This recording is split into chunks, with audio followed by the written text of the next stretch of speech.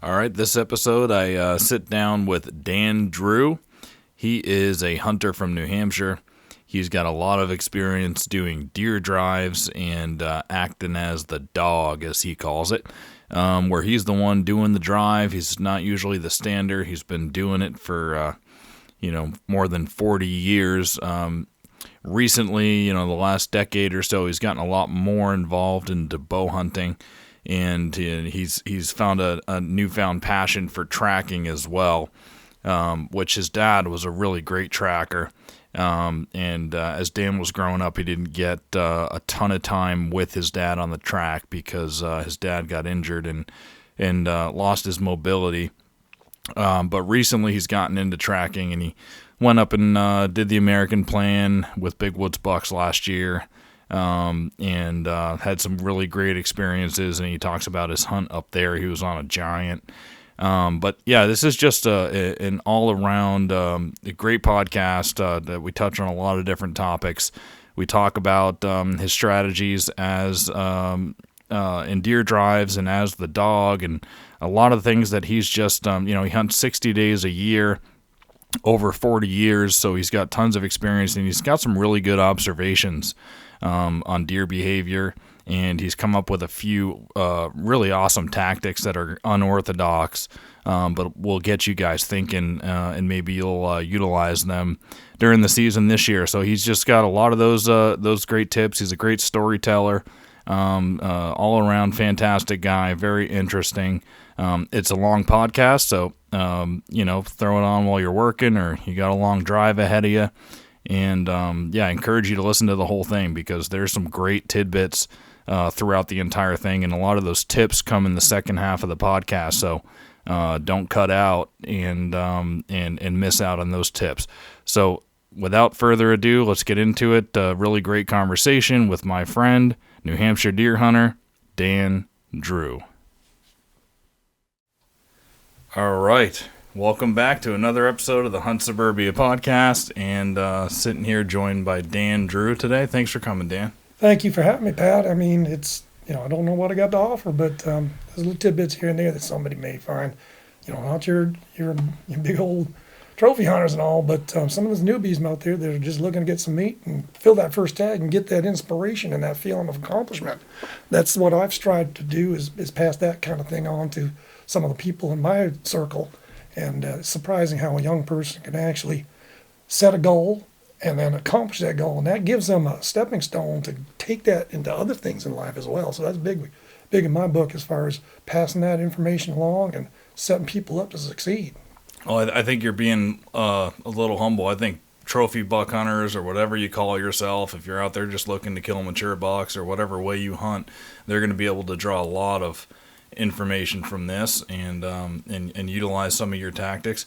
And you're an accomplished hunter. Don't be too shy about your accomplishments. Well, by the standards of my local area, I'm doing okay. Well, so why don't you just tell everybody a little bit about yourself, where you're from. You're from New Hampshire. I don't know if you want to get into towns or things like regions or things like that, but go ahead and tell people where you're from and kind of how you got into hunting.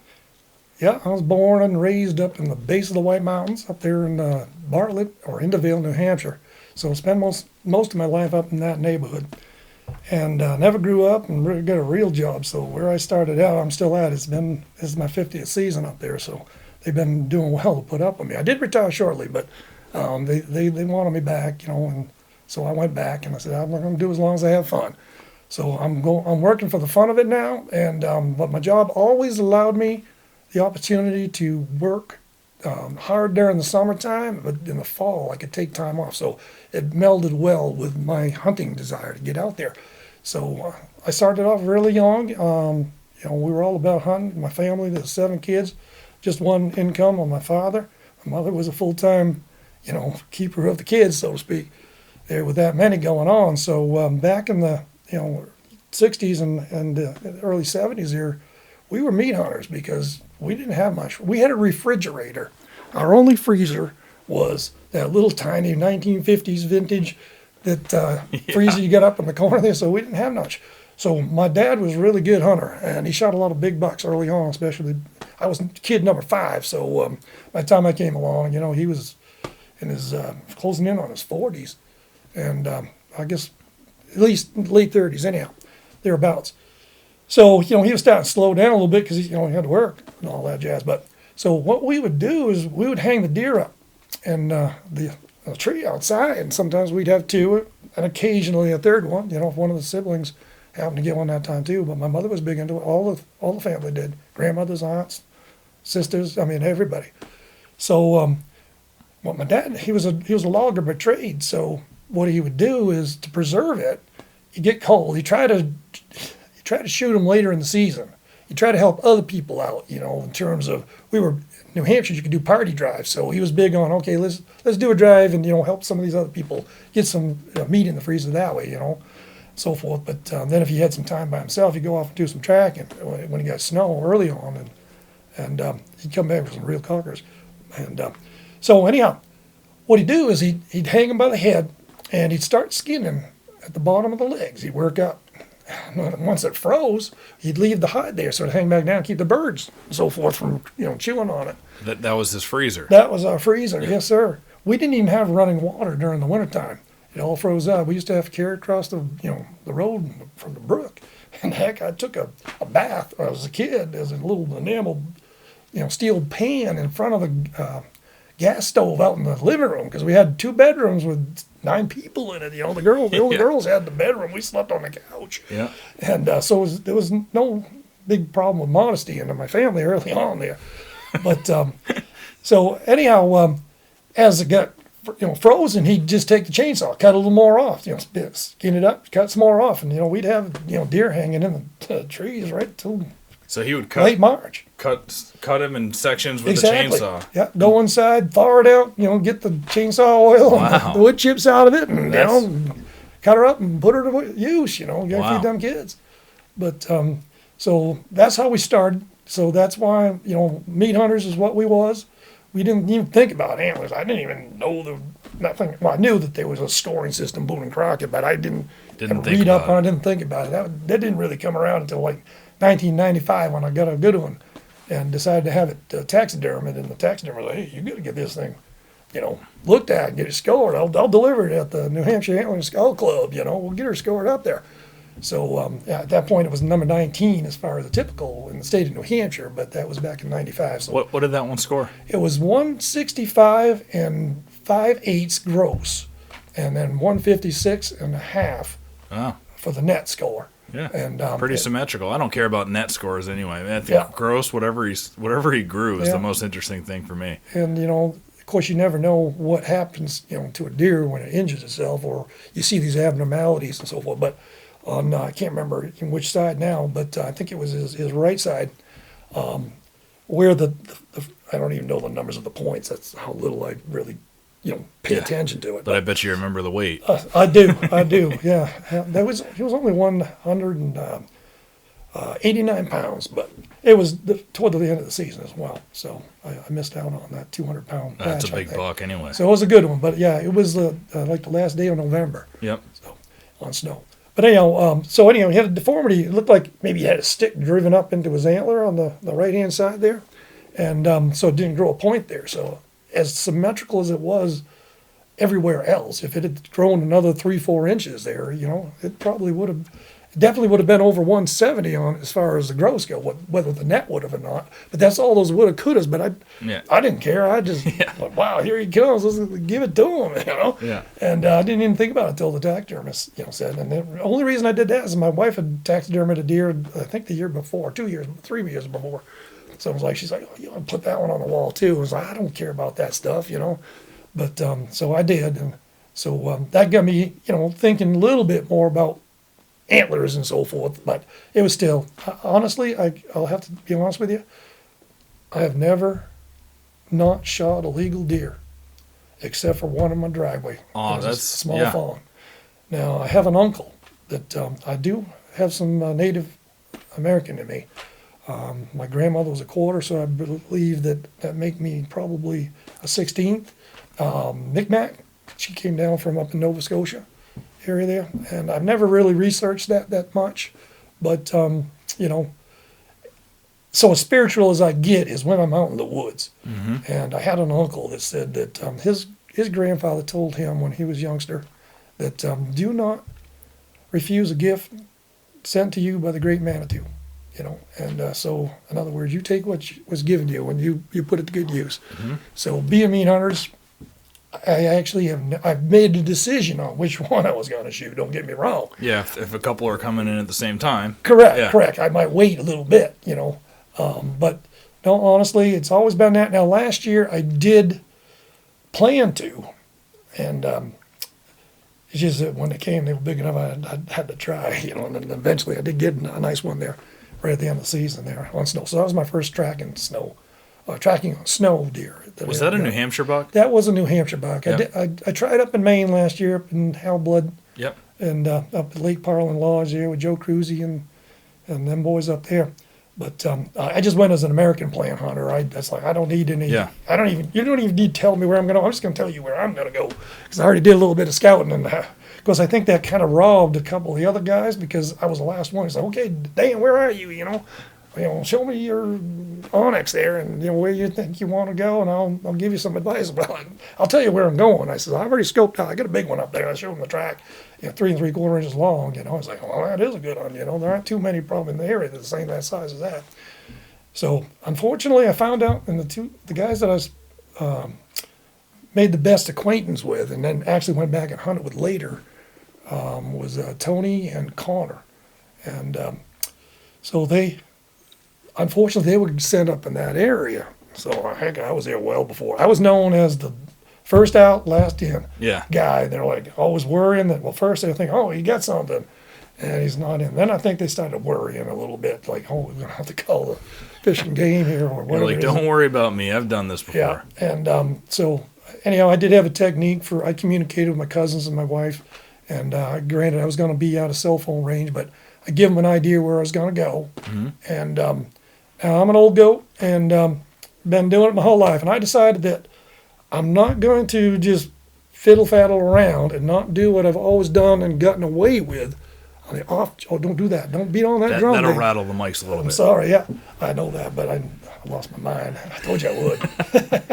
But it's like, so I decided, I've lived a full life. I'm 63 years old. I'll be 64 next month. And don't worry about me, and don't send out the cavalry. I says, I'm going to be out of cell phone coverage, so if you do not hear from me by noontime the following day, then worry about me. There you go. I do not want to be out there and step in a woodchuck hole or, down in a stump, something like that, and, break my leg and feel obligated to drag myself out of the woods before you're going to call, send somebody after me. Sometimes it's wiser to just hang tight, and I've only done it a couple times over the years. But so I just said, hey, I know it's wise to let everybody know where you're going to be, when you're going to go, when you're going to come out. So I recommend that to everybody. But like I said, it was like, do it or not do it. And I wanted to do it. As I told you earlier, I says, I'm at the point where it's like, I want to ride that bull named Fu Manchu for the full 2.6 or 7 seconds. Yeah. And so... my wife got used to me doing that over the years. It was hard for her early on, but, she got comfortable with the fact that, I've always gone, I've always come back, and someday it might be a bad situation, but I really don't want to expose anybody unnecessarily to going out looking for me at night. I'd rather just, hey, wait till the next day. Now I get up, my truck could break down up there. What was their response to that when you told them about that? My wife, no problem. What about the guides? Well, the guides up there, I finally shared some of that with Hal toward the end of it there, kind of apologetically. Because you were coming back really late. Right. And I said, I apologize. I did have a plan. I says, you guys just weren't part of it. Mm-hmm. And I says, I didn't think that through, that you have that feeling of responsibility. I'm staying there at the lodge. I says, so that was my failure, and I apologize for that. But, at the time, I was thinking, I'm not going out there. I'm just doing my thing like I always do. I'm a big boy. But no, I didn't think that part of it through, and I should have. But with the American plan, you're on your own anyway, right? Yes, you're on your own. You're unguided. All they do is Hal will point you and say, "There's deer up here. Why don't you try over here?" and so forth. But like I said, I already had my whole idea planned out for the week, so forth. So, and you get a place to stay, 3 meals a day, and plenty of interaction with like-minded people after the fact. That's what made me pay the $1,700. Yep. 'Cause I'm kind of miserly, and I was like, I don't need to pay $1,700 to go hunt, But the $1,700 for me was it gave me the opportunity to interact Yeah. with other like-minded people, Yeah. and that's You got the camaraderie of camp. correct. Yeah. That camp camaraderie. Yep. And sorry, I'm carrying on terribly. Oh no, you're doing just fine. But yeah, so anyhow, so that's where I came from. That's where I went. So I have a lot of observations of critters out in the woods, and then those little aha moments on wonder. And I've done some experimentation with some of those aha moments, and some of them worked out, and some of them didn't. And there's going to be people that are going to say bullshit. But I understand. I tell people all the time. I told you I have no expectation anybody's ever going to believe a thing that I say. But it's the God's honest truth, with the exception that I might misinterpret and mix up a couple of details from one crazy situation to another. Yeah. But so we're gonna have a lot of. He's got some really cool insights into deer behavior and how they observe, their habitat and everything around them. We're gonna get into that stuff. But before we do that, let's start back in your early years of hunting, and just kind of walk people through what those with five. You're one of 5 brothers. No, I just had one brother, but there was one 7, brother. so I had 5 sisters. Yep, 5 sisters, but everybody hunted in your family. Absolutely. So you bunch of hunters, but you were the 5th kid. And so how was your early years of hunting? What were you out there doing as a hunter to contribute to your family? Well, my father worked a lot, so my earliest interactions with hunting was going along with her, and so that was fun. Even as a little tyke, before I probably can remember, she was taking me out in the woods during the day and saying, "Okay, well, we're gonna go out here, and if we see a deer, you cover your ears, But never did happen to get one when I was with her. She did shoot a couple of times one time, but so early on, I was probably 9 or 10. I was getting to know the lay of the land in some of these places, so. She didn't have a problem. I'm like, hey, is it all right if I just swing up around the side of that ledge and back down the other side and see if I can push something to you? That was the one time that she did shoot at a deer, and she didn't get it. But so I was an explorer, and we had woods all around us, so we were always out in the woods and observing the critters and chasing them and things like that. But so that kept me inspired by going along with her, and that was my goal. Was everybody that I know, they hunt, they're successful, and I just want to give people a quick lay of the land just before. Sorry to interrupt, but that's all good. People are going to be listening to this from all over the country. We've got followers all over the country, so they don't know the type of terrain in the area that we're hunting. In Big Woods, New Hampshire, the White Mountains, it's vast. Can you just quickly tell people about what everything looks like, the habitat you're hunting? Well, I only hunted the edges of it a few times, and I got up into it once or twice. But we got 750,000 acres thereabouts of national forest land up in the White Mountains in New Hampshire. We're Mount Washington, the highest peak in the northeast, a little over a mile high. And so they call it the White Mountains because there's a lot of snow late in the season and early in the season. So in the distance, you see the white peaks up there. So the local natives, as I understand, kind of named the area the White Mountains area. And I can't be sure about that. But anyhow, it was known for those white peaks. And so I lived about maybe 2 miles from the border on a back road there. And but even if you're not getting into the White Mountains, I want to let people know, there's blocks of state land and it's thousands of acres of blocks, which you might consider a small block. Someone like me hunting suburban areas a lot would say, wow, 5,000 acre block is a big block, but you had plenty of room to roam and explore. Yeah, there's several notches that run up through the national forest, and I think most of them, what I see locally, there are other areas to the west that I never really did explore, and they do exist and so forth. So it's kind of like a mitten there in the Glen area there, and you got multiple notches that run up through from there. So the roads are kind of limited to the notches.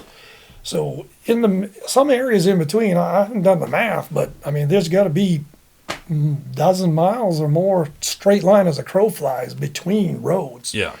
Maybe maybe more closer Yep. to 15 or more. I'm just guessing. Yep. But so, obviously there's logging roads here and there, but up there they have a tendency to close the logging roads off, most of them. So you can't, at least these days, you Yep. can't drive vehicles on them a good part of the year. Some of them you can, they open the gates.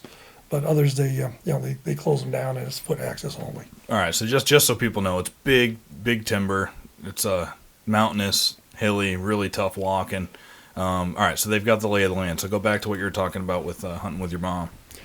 So yeah, like I say, we were hunting on the edges of it more times than not. But we also would occasionally go down and touch base with her family. She had a big family. There was 10 kids. Well, one had died as well before when I was young, but so I knew that the 10 of them. And so occasionally, if we only had 1 or 2 people, we'd go down and we'd touch base with them, and we'd hunt some other area. But then at midday we'd go see how the others are doing or whatever at the end of the day and so forth. And occasionally, once I got a driver's license and so forth, I'd go down and hunt by myself with them. So later on I did hunt with the uncles a lot, and it was a sizable crew early on, but it got whittled out. In the first 5 or 6 years that I was hunting, went from 2 or 3 groups of people, in different areas. Usually we were up north, we weren't even with them, but then eventually we got down to half a dozen people, and just 3 or 4 old uncles and a couple cousins and my brother maybe, and so we'd pay dog. I should say I'd play dog a lot. So that was my role. There I am beating on the drum again. Sorry about that, Pat. That's all right. And you too, folks. But so that became my role early on. Is we had a big family and we needed meat on the table basically to survive. At least to have meat during the winter. And so it was pointed out to me, Dan. He says, today you're dog. So that's your role. You're not going out there to still hunt and try to shoot a deer. You're going out there because we want to maximize our efficiency. And we want to push this lot of woods here in 45 minutes. The standers are going to go out there, and then we want to move over and do 3 or 4 plots today. So he's like, don't get too distracted. But that's hard for a young fella. And so he's like, do your job, and your time will come. You're going to have times when you're going, and they're going to interact with you. You're going to get a chance, But it was more about motivating the deer. Now, we would occasionally go out early in the mornings and sit and, do some stand hunting sometimes, but it was usually only like half an hour, 45 minutes. A lot of the folks were uncomfortable, in the low light situations, so they're like, well, I don't want to go till the sun's up, I don't want to get lost, or I can't see too well, I'm not too confident, I don't want to step in a hole. I wasn't too bright. I never let that stop me. I was pretty much out there, well before it gets. I want to be set up where I want to be. 100%. And then I do not like to leave until I absolutely am done. Yep. And truthfully, 100%, probably 40% of the kills that I've made. Again, I'm beating on that drum. Don't worry about it. I've been in the first 10 minutes to the last 10 minutes. Now it's pretty darn dark. Yeah. And it's hard to see your sights, but my commitment to being out there is that's when they're most active. Right. Why would you spend all day and hiking so far to waste the last 10 minutes? So usually I'm sitting at that point, of course, most of the time. But you can set yourself up. I mean, if it's dark, softwood, you really can't see 10 feet, that last 10 minutes or the last 5 minutes of the day. But if you have a broken up situation in your cover, so you have a lighter area here or a lighter area there, so you might be able to cover the dark stuff for up until the last 15 minutes, but then I call it putting now I'm going to put all my eggs in that basket. Yep. I got a light hardwood opening over there or edge of a field or something like that.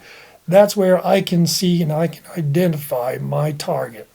Over here, no, maybe not. I have had times when I really had to make them out and pick out antlers, and I was really surprised that lift the head up and down, and you see that motion go up and down above the head. But my dad pointed out early on, because he was all about utilize the time. There we go.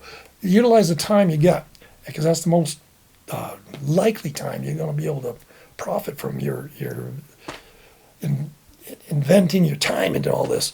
So he says the deer, it's kind of like a broomstick. You see the white on the side of their belly? So you see that little broomstick going along. And I'm not promoting shooting at anything you do not know 100%. You get that little broomstick, they turn their head at you. You get that little white spot. That's what gets your attention. Now you concentrate, you pick out, you see the profile of the animal. Now I'm not talking, maybe at the edge of a field you might shoot a distance, but I'm talking like 15, 20 yards usually. Yeah. They get in close because they see better than we do, but it does affect their visual because they don't pick up quite as well on you. But so you'd be surprised how close critters get. I mean, you'll hear later on in the podcast, and I'll have stories about people disbelieving me and then see what happened right there that don't even know me. But so that's the opportunities. You can see the outline of the deer, and when they have antlers, you can see that. You're focused as long as you get good enough eyesight. Mm-hmm. And I was blessed to have that going for me. So that's how it was working. I mean, early on, I gave up. I said, it's 10 minutes. What are the chances? Picked up, started to take one step off a mossy rock I was on. I don't know. Noise up the hill. I was like, what's that? Let's step back on the rock. I got that 172-pound 10-pointer. Yep. About 2 minutes before legal shooting time. He fed down over and made it in time from that ridge up above. But I was gone. I was like, oh. But so that really drove it home to me that day early as a youngster to, hey, just stick it out. Stick it out till legal, no matter what. That's what I do. Yeah. Yeah. Learned that at deer camp. You have an hour and 15-minute hike in sometimes to your spot. Yep. You wanna be there for the best part of the day. The finale. Yeah, for sure. All right, so you spent how old were you where you were the dog most of the time? And then when did you go from being the dog to being somebody either as a stander on the drives or then going out and doing your own thing? I'm still not the stander. 99.9% of the time. Occasionally, I acquiesce, but that's been my goal my whole life is to keep moving there. They shake their head, but they're like, okay, I'm now the oldest in the three people that are still remaining in the pack, but you like it. I do. Yeah. I do. Well, I get bored just like anybody else, but so I started off firearm hunting for deer at 11. So we bought. My mother bought in her name. $75 of it was from my little savings from doing odd jobs, picking tomatoes and things like that at a local farmer. But so I bought a 284 Winchester. It was a Model 99C. I think it's a 1968 version or something like that. So that has some wallop to it, I found out. And so that's what I started hunting with. So my dad's like, we could put a boot on that thing there. So I left that boot on until I was like 19. So I'd take it off one day, shooting prone, slipped under my shoulder, took me in the eye. I was like, put that thing back on. So that stayed on ever since. Yeah. But at 11, my dad and I were joined at the hip pretty much. When on the weekends when I wasn't in school. We did take the first day of deer season off from school, though. Sorry about that, teachers. But I have to be honest. You got to do that. Yeah. But so we spent a lot of time. He didn't get a deer until I think it was later in the season that year, and so I had the benefit of getting out there and getting that woodsmanship, and listening to all he had to say. He taught me a lot about tracking right then too, and that was put on hold for 50 years until I brought it out last year. But so then the next year, fairly early in the season, I guess it was, I think it was Veterans Day, so like the 11th, thereabouts of November. I got my first deer. It was Great hunting day. Yeah, 107, it was a day off from school, so we'll take it, And so it was a 107-pound doe, and so that was cool. So now I felt like, oh man, like I said earlier, you give a kid, set a goal, and then actually accomplish that goal, it gives you a lot of extra self-confidence you might not develop ever, in some cases. So it gave me a little bit more self-confidence. I wasn't cocky or nothing because I'm really not that bold a person, actually. So, of course, then that took me out of the woods because, my deer tag's filled, so I didn't get to really hunt with them much more that year. And then the next year, it was like the first day we went out, and I wasn't exactly with him. I was over closer to my mother, but my younger brother was with him, and they got a nice buck. It was 223 pounds. So Ooh, nice he one. got his patch with that. Yeah. But so that was exciting. So, but that again, it was the first day, so I didn't get to explore with him. He's back to work. He can't hunt. So and then the next year, and later that year, in the end of November, he fell off a log loader. It was sleet on the rails and so forth, and he messed his back up.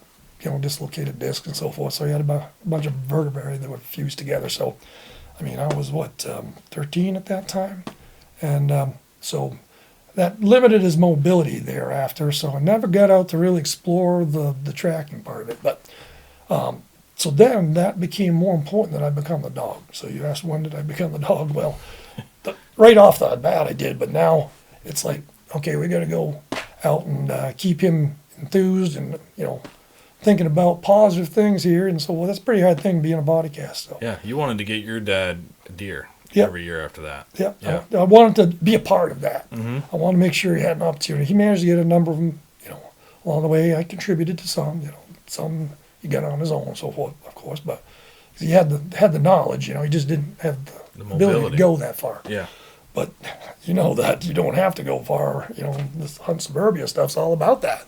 So, we started hunting smaller tracts of woods, and I didn't fray into the national forest as much as I would have liked to in retrospect. But so, and then with all the uncles that were, 30, 40 years older than I was, or 20 years old, 13 years older, so that kept them close enough that it took a long time. It wasn't until 3 years ago, maybe 4, I think it was 21, when the last of my uncles that I hunted with that finally passed.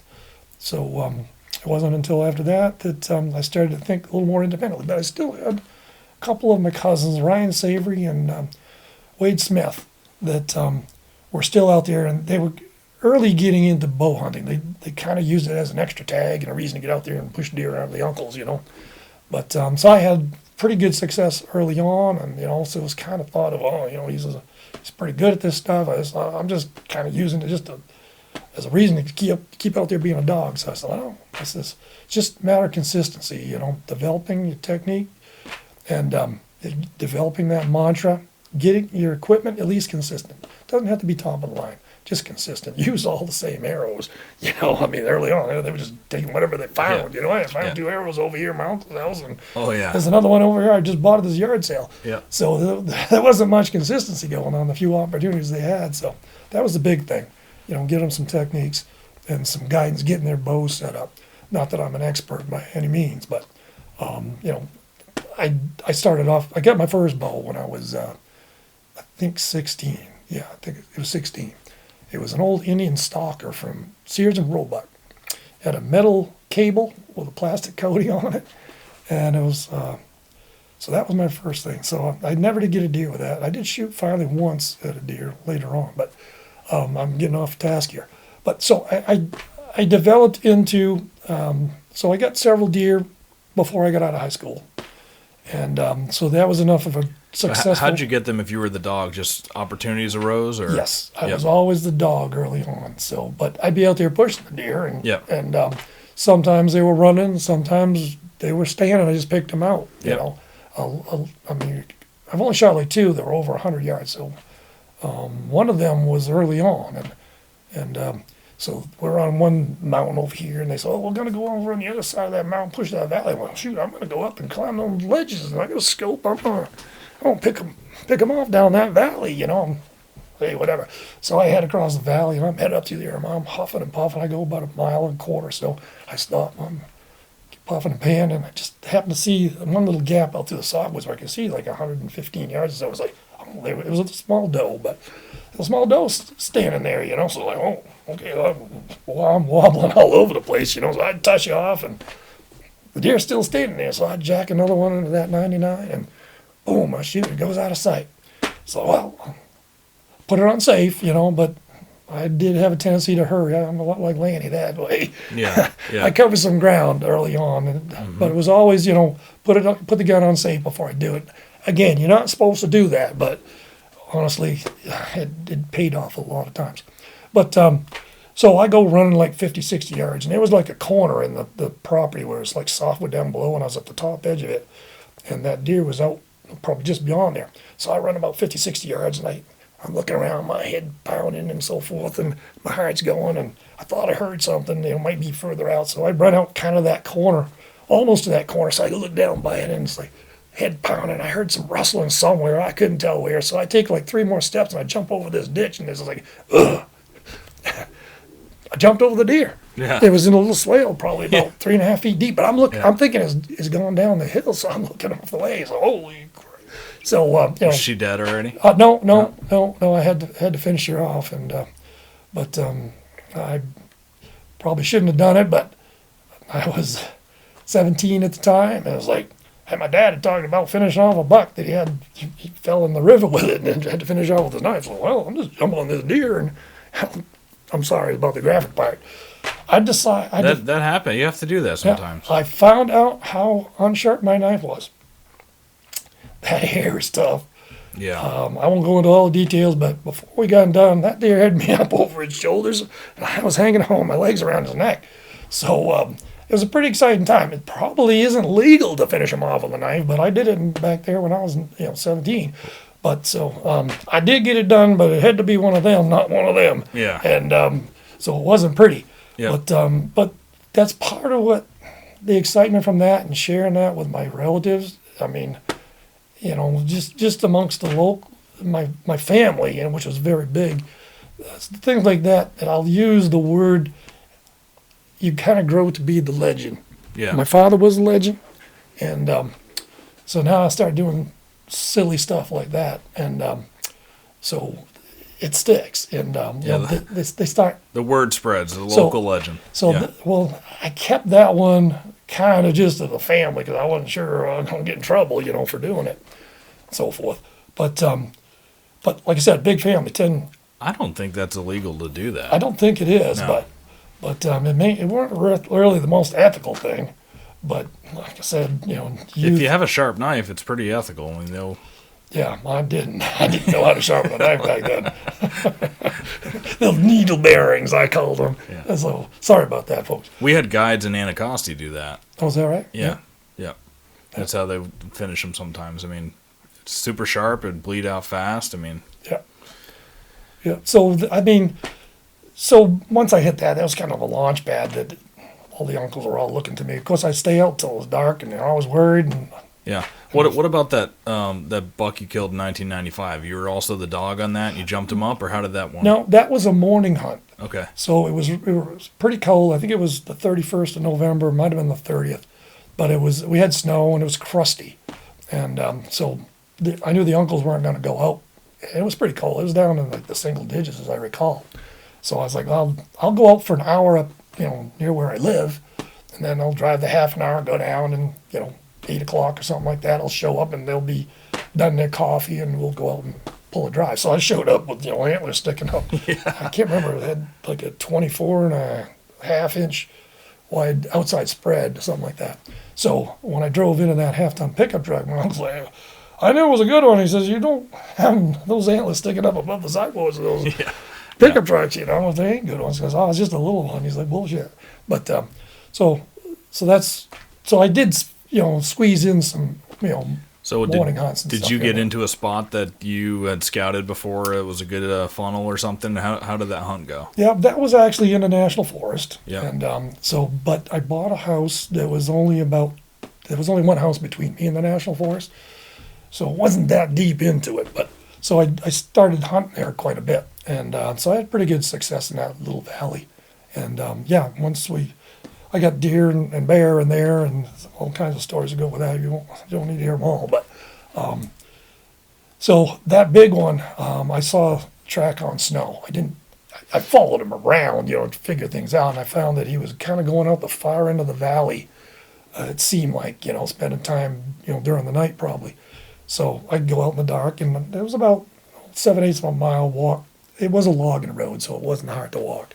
And then the valley came right down within 200 yards of the road there, and there was a river right beside it. So it made a narrow funnel, so funnels are really big on me, and travel corridors. I don't like to set up. Again, there we go. I don't like to set up and I get nailed too close to feed, because at night I've got nailed early on a couple of times, and it's hard to get out, and you usually get busted. And Yeah. So I'd rather set up in a travel corridor, and On their way to the feed from bed, yeah. normally you can get there and you can get out with, you might bump something, but you're not detouring them off from their objectives, their bedding or their feed. Yep. But that was cool. It was a good one. It was 189 pound. You heard them coming from a mile Yeah, away. it was crusty, so there was a little bit of a ledge there, and it was only like probably 30 feet high, and my ears deceived me just enough that he got up underneath that ledge, where I was waiting for him to come around one side or the other and come up around, and I was like, where is he, and then finally, sure enough, there's the antlers. I see, he's like, there he is, holy heck, he's only like 40 yards from me, and so when he just slowly worked his way up there and gave me a broadside, right through the shoulder. Perfect. He ran about 100 yards down the hill, but Yep. so that was cool. So just like that. Is he your biggest buck still? He's the biggest antlered deer. Yep. Yeah, I've gotten a couple of them that are bigger weight wise, Yep. but I've only gotten one that's over 200. It was a 202 in New Hampshire, but I never did get it registered. Back in those days, I didn't think about that. Yeah. But and I've hit 199.2 with my bow. So that's the biggest one I got with my bow. And that was about 3 years ago, maybe 4 now. I'm getting old, it's hard to blend together, but Yeah. so that was cool. So, but no, I've got dozens of racks Yeah. hanging around, but I only have the one mount. My wife has a mount, and I do have that 172 pound antler up there on the wall, because my cousin wanted to utilize the cape to mount a set of antlers that her father had shot, Yeah. years before. So I was like, okay, you can have the cape. So I'd actually shot one of the tines and broke it off. So the taxidermist, he put it on a plaque, and he used the epoxy or whatever, and blended it in pretty good. So that's a gun rack for a muzzleloader that my wife won at a deer pool Cool. with her mount there. So, Yep. but Well, yeah, I mean, that sounds like typical meat hunter. You've got dozens of racks. You shot one really nice one that you wanted to get mounted. You probably got others you could have got mounted, but for you, it's about the meat. yep. And being a meat hunter, you have a lot of experience in killing deer, which there's some people that, if they're just getting into hunting, and we're going to get into some of these tactics that you use and things that you've observed throughout your career, but some people that are just getting into hunting get kind of mystified about, I only want to kill big bucks, and it can take them 7-8 years to do that. Right. Shoot one. A lot of people will quit along the way because it's harder to do. But being a meat hunter, you get a lot more experience in actually shooting or releasing an arrow and making mistakes and things like that I think most young hunters or people that are just getting into it, whether you're an adult or a young hunter, should experience. I think everybody should be a meat hunter. And then, if you feel like you want to only shoot bigger, mature bucks after you get a whole bunch of that under your belt, it's all up to you what you want to do. But let's talk about some of those things that you think, from all the experience you've had, all the kills you've had, and you've been a part of through drives. You've learned quite a few really cool things. I want to touch on those right now. Well, I guess I'll start with early on doing the party drives with 6 people in New Hampshire. Especially one uncle that was very talkative, and a cousin a lot like myself. So when 3 or 4 of us would spread out to do a drive to the others, we'd be chittering along the way. You guys know. No. Not the Drew family. That's right. Well, the Drews and the Savories. And I hunted more with the Savory relatives than I did with the Drews overall. But so we going out through the woods talking, So I remember the first time it was really evident. We dropped off one of the uncles, and we went probably about 60, 70 yards beyond there. And all of a sudden, I look up, and there's a deer standing there like 12 feet beside us, beside the tree. We were talking, not paying attention. And so I said to my uncle, shoot that deer. He said, what deer? I said, right there, it's 12 feet. So he had the muzzleloader, and he had, the old percussion cap jobby, the traditional Kentucky style look. Yep. I think it was done by Thompson Center at the time. But anyhow, so he had a set trigger on it. So I says, I tell you what. He pulls up. He says, says, I can just see the head. He says, I said, before you move over, he says, I'm just going to move to the left so I can get a shot on the body if it takes off and goes the other. There's a big tree there. Go the other way. So I said, all right, I got a bead on, the base of the rib cage here. It's 12 yards away. So we're talking like this. I mean, we weren't whispering. And so he said, all right, I'm going to let her have it. And I didn't even know it was a doe at that time. I just knew I was seeing the back half of the deer, and he went around, oh, it's a big doe, And so he's pulling on his trigger. He's like, what the? I won't say those other words. Is wrong with this thing? He's like, I'm going to break this trigger off. So I kind of looked at him, and when I did, the deer flicked its tail. Boom, I shot, and down I go, broke his back. And so my cousin says, Dan, shoot that other deer right there. It's only like 30 feet beyond, and there was another doe up there. And so he couldn't get his gun to go off. So so my cousin ended up shooting, but he hit a tree, and it had some cover around. But it's pretty exciting, We had 2 deer that we shot, had one's down, and so forth. So that was the beginning, and we went back and we were talking to my brother, and he's like, he says, these deer are prey animals, and if they want to survive, they got to be pretty good at reading body language of predators. So you guys are going along talking and so forth. You weren't acting predatory. So that may be a component or one possible component of why the deer stood there. Now, we all know that deer will let you walk right by. That's what the fawn does, stay still, hopefully they'll go by and not see me. One of their first instincts they're born with. Yeah. Yeah. So I think, there's a component of that goes out there. So I'm not discounting that, but the fact that they just let us continue to carry on that conversation and just stay there. I mean, it was probably a good 45 seconds before my uncle was trying to break the trigger off, But you guys were stopped at that point? Oh, yeah. We stopped right there. Yeah. And he had eye contact with her. I didn't, but my cousin did because he stepped up, as well to see by my uncle's shoulder there. Mm-hmm. And that's why he saw the other deer that I didn't see behind that big tree. And he did see a little bit further on. But yeah, so that was a situation where, yes, deer hold up, they'll let you go right by them. And there's other stuff I'll talk about doing your drive and doing your job when you're trying to drive deer to other people that some people think I'm a little bit odd if they see me out in the woods, but that's okay. But later. So then you've utilized that in future years?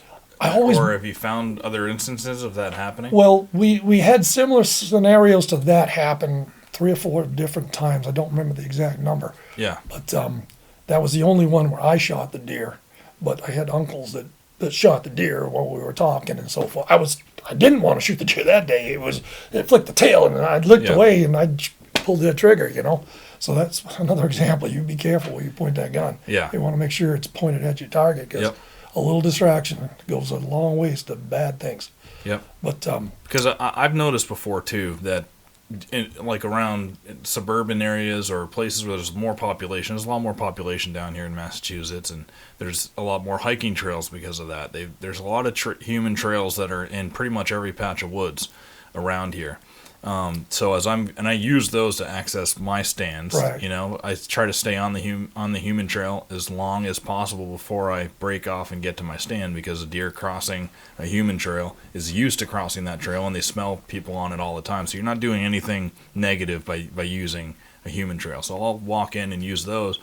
And I was walking in one time, and just out of my peripheral, and I got my bow down by my side, but out of my peripheral I see this is a nice buck too, like 130-inch 8-pointer. Oh boy. He was standing there broadside as I came around this corner, and then I instinctively kept walking, because I knew if I stopped, turned to try to draw, he's immediately going to bolt at that point. He was in the open too. So my plan was, I'm just going to keep walking, never make eye contact, but just keep an eye on him in my peripheral. And I got up to a point where there was a whole bunch of fir trees. So I knew at that point, I just kept walking and got to where those fir trees were in between me and him, and he couldn't see me anymore. That's when I put an arrow in, and then my plan was to turn around and walk back the same way I did, but not paying any attention to him again. But at least I'll have an arrow knocked, and I was ready to go. Gotcha. And he stayed there the whole time when I walked back that way. But as soon as I stopped and turned, I tried to do it fast because I knew he'd probably bolt. Yeah. I stopped and turned, and he was off. But as long as you just keep walking, they're going to stay there no matter what. I've learned that. Right. Yeah. No, that's. I have a very similar situation that I was able to exercise to actually get the deer, but it was a little longer in duration, but using the same type of thoughts. And if you got a gun in your hand, I did at the time. Yes. Yeah, that makes it so much Sure. easier. You don't have to draw, Yeah. and you can get a shot on a running deer. So yeah, I think people should utilize that. If you happen to see it, your first instinct will be stop, raise, and shoot right away, but that might blow your opportunity. Exactly. Yeah. Yeah. Yeah, we know that those deer, they're paying attention. And like my brother said, I'll just keep giving him credit that, they rely on reading that body language, so they're really good at it. Yep. All right, so what are some other tactics that you've So seen work? So that one I'll share my story with it. And so over the years, I always talk, we got to try to intentionally utilize it. So it was probably 2 decades later, 25 years later. So now we're down just a couple of uncles and a couple of cousins. So, of course, I'm the farthest one out, and it was a cold, early, I think it might have been the first day of rifle season. But it was a cold, clear evening, so it was, low teens and stuff like that. So I got my uncle to go down in the back end of a piece of woods, and so, okay, we'll swing out, we'll go down through, 2 of us. And, of course, I get out to my further area, and I hear something feeding. Okay, I got to stop. I got to try and sneak up over this rise. It's only like 60 yards away, but I'm going really slow and so forth. And it takes me over a half an hour to finally look over that rise, and I see that porcupine feeding in the oaks, Yeah. And I was like, oh, man, my uncle's going to be frozen now. So I was kind of going at not a real steep downhill, but a fairly decent downhill slope there. So I turned around and said, I better cover some ground. My cousin's already out by now. So I'm going down through there at a stiff-legged gait, and I'm heading north, and the sun's shining bright from the east, and there's that bright, early season reddish-brown deer shining off to my left. But I was going fast enough. It's probably only 20 yards from me. I was going so fast that I couldn't stop on a dime. Mm-hmm. So it gave me that extra, second to be able to think, hey, this is your opportunity. Slow down and find the shooting lane. Now, I did have to look for antlers, but being a meat hunter, I didn't have that much, 3 inches on one side in New Hampshire. Yep. So as long as it's half the length of that here, you're good to go. Mm-hmm. So I slowed down, and as I went, I was seeing more and more, but the best opportunity I had, I decided, okay, I'm going to stop here, but I'm not going to look at the deer. I use my peripheral vision, like you were saying. And now, when I tell this to home, I really get animated with it because I talk about how that's when Bruce Lee move kicks in. How when he tips his head down, you put your hands like that, you can see a lot further back behind you, see what's going on, so forth. But I won't get too crazy on that right now. I'll wipe out your microphone, take your table over. But I like to add a little emphasis for encouragement from my relatives especially. But so I realized, there was leaves over one of the antlers. I thought I could see, but I wasn't wanting to commit a little bit up by that ear. It's on the left ear. So, but it wasn't enough. So I was like, okay, well, I guess I'm going to continue down the hill. So I said, okay, stop acting predatory. So I started talking to the deer. It's like, hey, buddy, all right, I'm just going to move on down, see if I can get a better shot at you here, And so I start walking along, and I don't look at them. I might move my head real quick, but not stop, and mainly using peripheral vision. But I ended up walking like 60 more feet down the hill, and it was now I was beyond it, and I wasn't getting an angle that showed me the antlers. So I was like, oh, well, now what do I do? Now it's been like a minute and a half, 2 minutes. So I'll walk like 20 feet further away, and I then turn around. I'll walk back up. I probably won't see a better thing, but I know where the best shot was. Mm-hmm. Where I saw that little bit, and I did have optics on my gun. So that'll be the time. I guess that's going to be the best spot if it'll stay there. So as I was getting up the hill there, I was like, man, then this is going to be crazy if this works out. So I haven't sung to the deer yet, so we'll start singing. So I only know 3 songs, and one of them happens to be Kenny Rogers' song, The Gambler. So I started singing that, thinking how that is going to be pretty applicable there. You got to know when to hold them, know when to fold them. You got to know when to hold them. You bet. Know when to fold them. Know when to walk away and know when to run. So I'm singing that, and I'm going up the hill there. So I make the turn up about the 90 feet mark, and I said, oh, I got my best shot down there, even seeing the antler. So I'm still singing the song, but I timed it so that, when I got to that spot, I was back at that part of the verse. You got to know when to hold 'em and know when to run. But so I turned That's so awesome. that my body was blocking the motion of my gun coming up. But then I just pivoted to the left, and the scope went on it, and it was like a second and a half decision. Yes, it's there. Boom. And did he start running before, or was he still Absolutely, standing? totally still. Never moved a lick even before I saw him. Man, I wish that was on film. That's amazing. Yeah, those days, I wish I had the thing rolling on a lot of stuff. But You got to know when to run. you betcha. And he didn't. He didn't until then. But immediately when he ran, I couldn't see the other antler. Mm-hmm. Okay, so there was a little bit of a heart attack that went with this because we had radios at the time, and we were using primarily back then.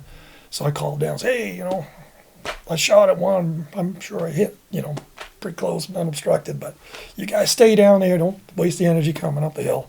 So I called, I got blood, and so forth. So then when I was getting up on the deer, that heart attack that everybody has, it's like I see that little 2-inch antler on his right side. Yeah. And then at first I didn't really think which side it was on, but it was on the side that I wasn't seeing. Mm-hmm. And the other side was literally buried in the leaves. Yep. I couldn't see it. So I had 10 seconds as I'm approaching. Oh, man, let me see. Oh, there you are, like 3.5 inches, just a little more than that. So it was one of those things. But, yeah, I had to have that little hiccup, Oh, we've had plenty of those at my deer camp. My deer camp's been a meat hunting camp. I grew up just strictly meat hunting. Yeah. Any opportunity to legal buck around there was awesome. And we have the same thing. It's a 3-inch antler on one side was all it was. It's different now. You can't shoot spikes in Vermont. But yeah, growing up, it was has to be a 3-inch antler. Yeah. And it's hard to judge that, especially as a kid. It's hard to judge. So we shot plenty of deer where it's like, yeah, you're pretty sure, but you don't know until you measure it. Right. It's that half of the length of the ear thing that, you use as a... We never had. I never heard that. Oh, that would have been useful at our camp. But half the year. in New Hampshire, that's what I think they even say it, maybe even the fishing game pamphlet, that typically a normal adult deer, normally the little fawns don't have antlers that long anyhow, but an adult deer will have roughly a 6-inch or a longer ear. Yep. So if it's more than half, that's a pretty good judge for us. Mm-hmm. That's the only one that I ever had that had a shorter than 3-inch. They always had 3 inches or longer. On both sides. Yeah, on both sides. Yeah. So, but yeah, that was a little bit of a heart attack moment because I couldn't remember which one I was looking at. Yeah.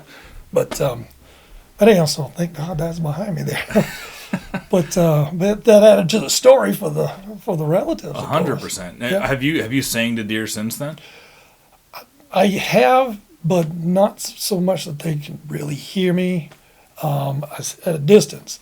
And no, I haven't been able to recreate that. No, not honestly. I'm gonna tell you, if I come across a situation like that this year or any year in the future, and I'm filming something, I'm gonna put that tactic to use. Yeah. And I'm gonna sing that same song, and you're gonna start it. It might be a trend across Hey. across the country, Yeah. but I'm gonna put that to use. I think that would be a lot of fun. I was telling you before, I'm a creative person, so I think Definitely. about things in storylines too. Yeah. Like everything is always better if you have a story to it.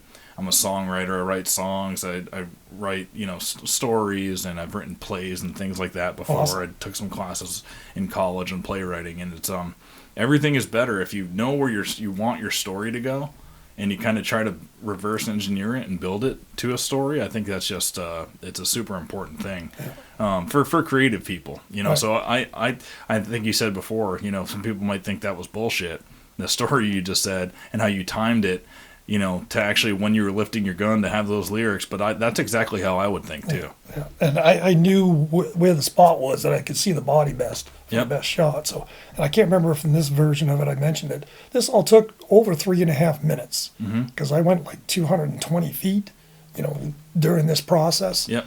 And so it was quite a long time. And it would never have happened if I hadn't been going so fast that I had that time to slow down gradually and make me think. Because my natural reaction, just like anybody else, oh, there they are, get on them, and look Yeah. to the scope, see if it's got antlers. And, as meat hunters and so forth. So, but yeah, that was big. Yep. That was fun. And then so after, I'm sure you've told that story quite a bit, right? I have. Yeah, people in your family have heard it. Oh, yeah. Yeah. way too many times. But my family's really great. They asked for it. Yeah. They asked for it over and over. This episode is brought to you by OnX, the #1 hunting GPS app. The OnX Hunt app has been an invaluable tool in my hunting pursuits, whether I'm hunting, shed hunting, scouting, or e-scouting. To support our show and gain access to the best hunting app out there, use code HS20 when signing up, and you'll get 20% off your plan. I use OnX to mark rub lines, annual scrapes, stand locations, camera locations, and a lot of other points of interest. For shed hunting, I use the tracking feature, which shows me where I have walked in a patch of woods, but more importantly, it shows me where I haven't been, these little pockets of woods I may have skipped over, and that really helps me to find match sheds that I'm in pursuit of. In Massachusetts, we have to be 500 feet away from a dwelling to release an arrow, or a bullet for that matter, so I frequently will use the bubble feature, which you place a waypoint down on a building, and then you can set your radius bubble to whatever your state setback is, and that'll show you where you where is off limits to hunt and where you are safe to hunt. There are tons of other features I use daily to help me be more successful, which I'll break down in a later video on my channel. But if you want to give OnX a try, they're a great sponsor. I would recommend supporting them. Go download OnX from the App Store and use code HS20 for 20% off. Yeah, why don't we talk about that a little bit, and your role in your family. You told me a story before about where you realized that you had this role in your family. You didn't really know until this thing happened. Why don't we talk about that experience a little bit? Well, yeah, we talked earlier a little bit, and so as we go through life, I used to be very fixed in how I thought, black and white and so forth. So if I thought something was wrong, I let you know it was wrong. And but when I was around 50, my aunt and uncle had our 50th reunion, and I'd been missing out on our family reunions because they used to do one in the winter and then one in the summer. I work all summer, so I always missed that one. So it's been about 5 years since they'd stopped doing the winter ones. So they had this reunion, but it was in the fall. It was in September, so I was able to attend. And but I was working on a house, so it took. I'm always late to the show, anyhow, except for when it's hunting. Yeah. But so anyhow, probably 3.5 hours late. But during that time, I kept getting texts and calls. Hey, when you gonna get there? Oh, I got this to do. Blah blah blah. So when I get there, I walk up to the VFW hall there, and one of my oldest uncle actually. He happened to walk by the door, and he kind of goes by and disappears, and he comes back, and he looks, and he turns around, and he hollers, "Hey, everybody, Danny's here!" And I'm like, oh, whatever, so I'm going. What an intro. Yeah, so I'm going up the stairs there, and it seriously took me more than 2 hours to get through the door threshold.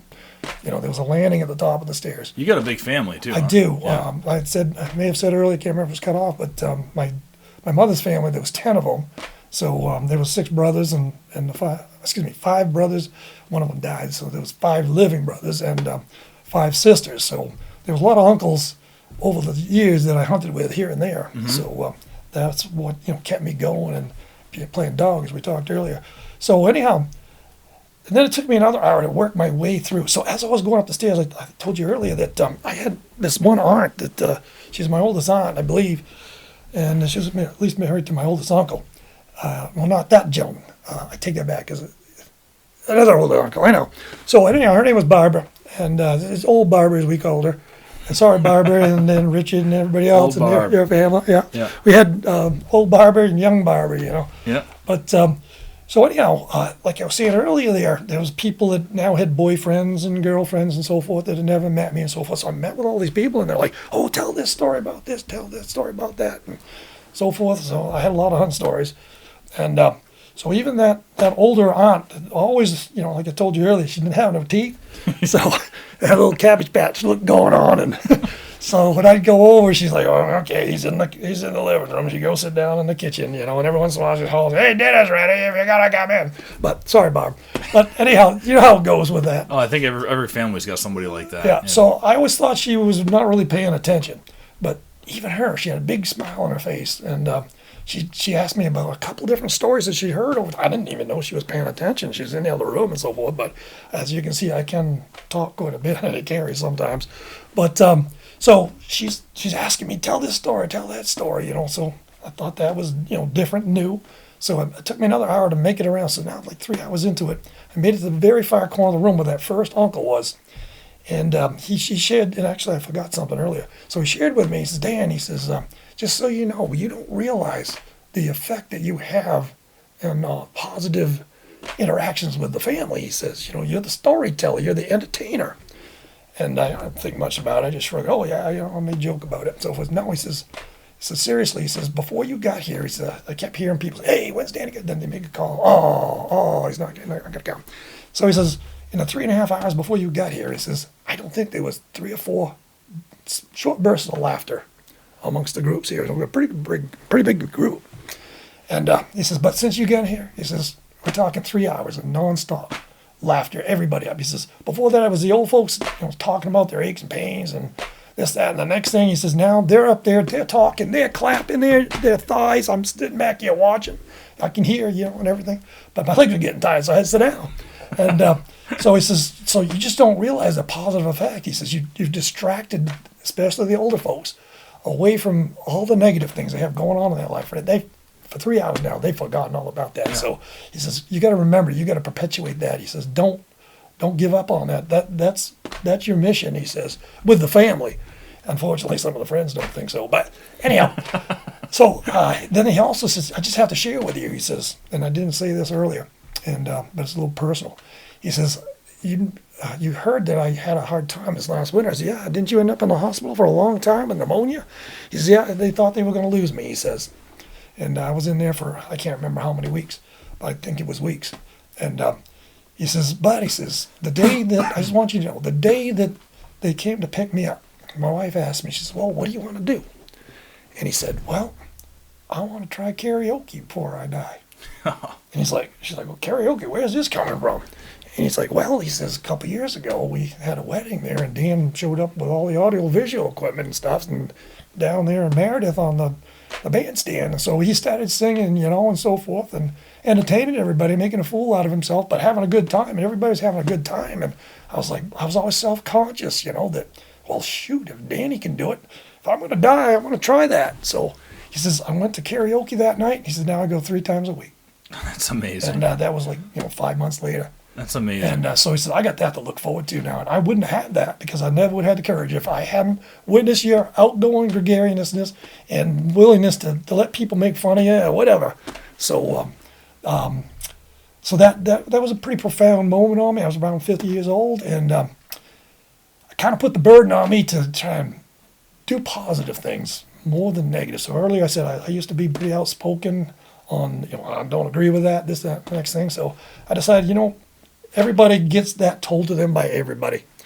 So I'm going to pick out the positive things and try to build up people's self-confidence and make them not so uneasy around me, at least. So I'm happy to make a fool out of myself and take the attention off of them, but I like to talk about positive things and dwell on that. Now my wife doesn't. I said earlier, Vicky, you don't get to enjoy that as much as everybody else because, finances, this, that, and the next thing, I missed the negativity around the house. I apologize for that, but I really do. But I really think that I'm more times than not, I'm very conscious of that. And I can't say that I can't have a snappy moment because I'm a human, but yeah, going forward, that's what I want to do. I want to be positive. That's a super, was it your uncle that said that to you, or was it a cousin in the back of the room? Uncle. Yeah. The oldest one. Yeah, like he said to you, you probably still don't quite grasp how important that is of the role that you play. Like in every family has issues.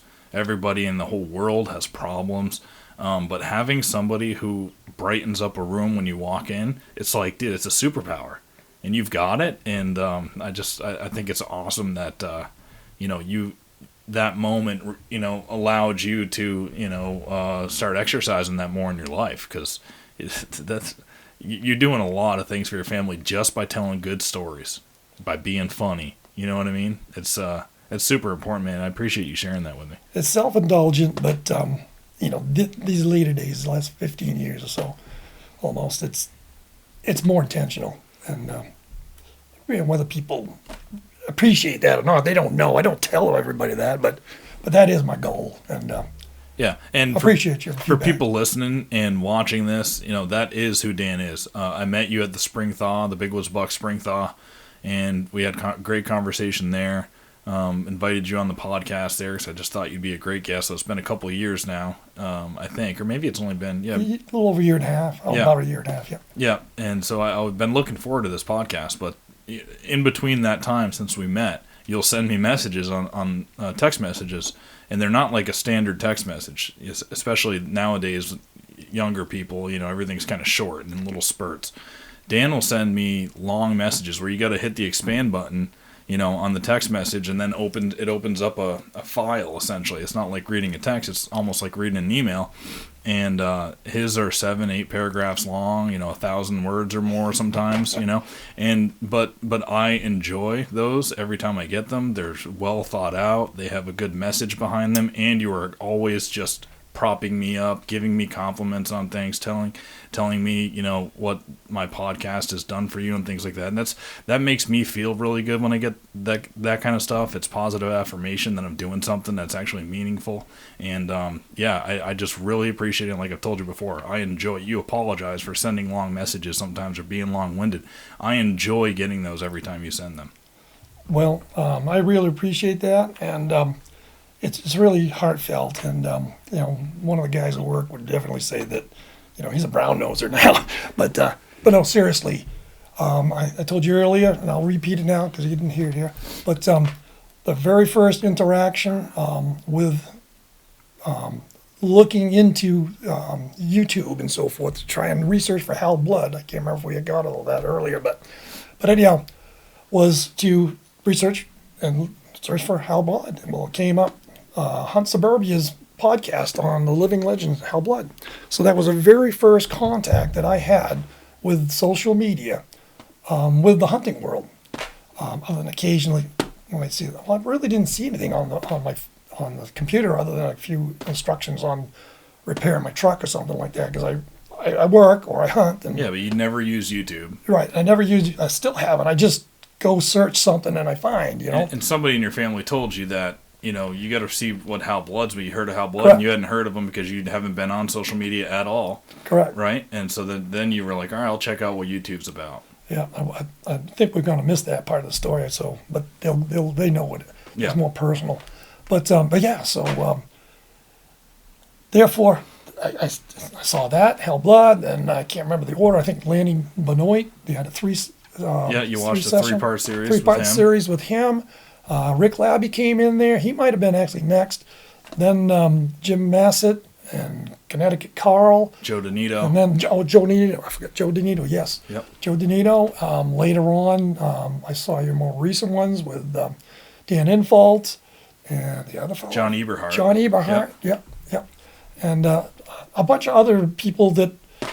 Well, that's what actually gave me the. I won't say courage, but the feeling I wasn't going to be as big of an inconvenience was I saw a podcast you did like a year ago with a couple of gentlemen you met at Huntstock that really were new, like 3 or 4 years into it. They became friends. Justin and Randy. Yes, probably them. And they're like, well, I guess he is kind of down to earth. He'll take the beginners.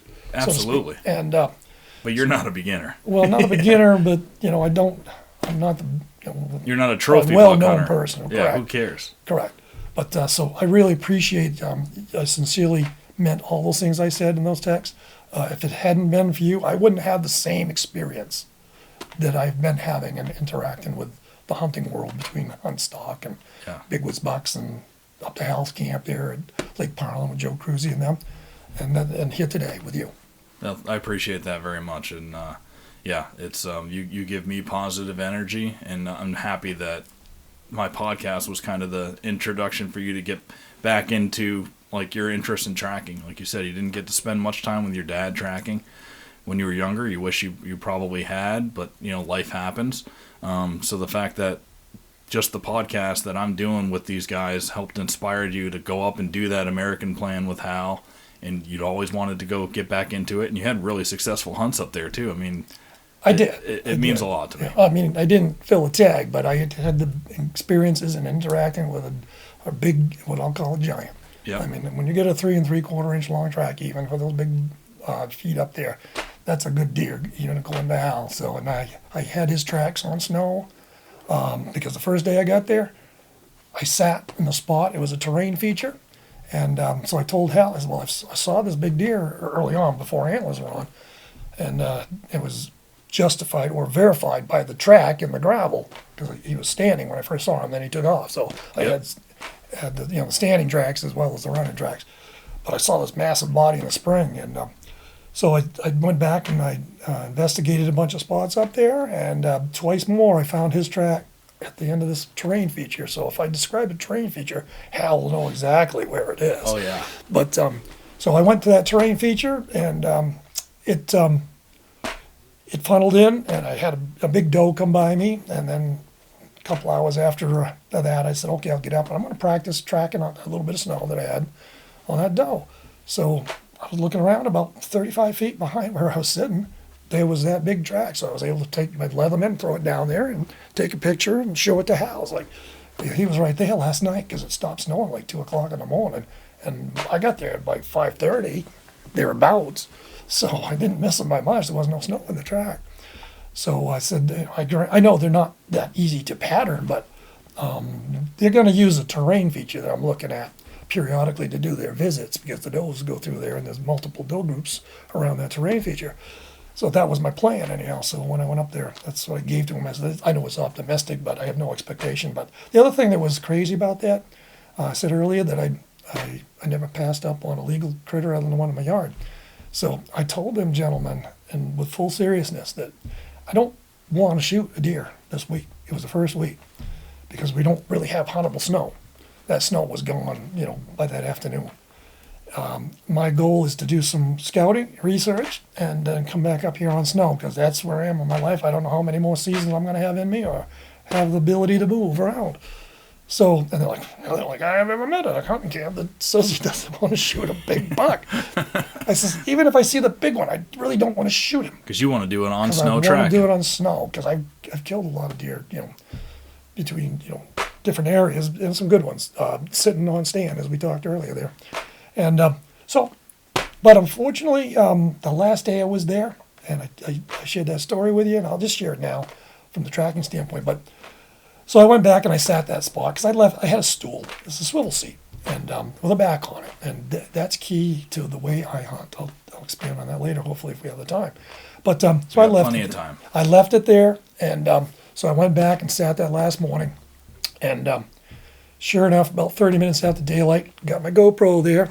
Hasn't been very cooperative, but I've got a couple of shots on my archery equipment on there, but one was a miss, one was a hit, and unfortunately I lost it. But so I turn on the GoPro. I got enough light, so I look into it. Okay, it's half an hour in, and turn it on, looking at it. Okay, like 20 seconds in, it's going.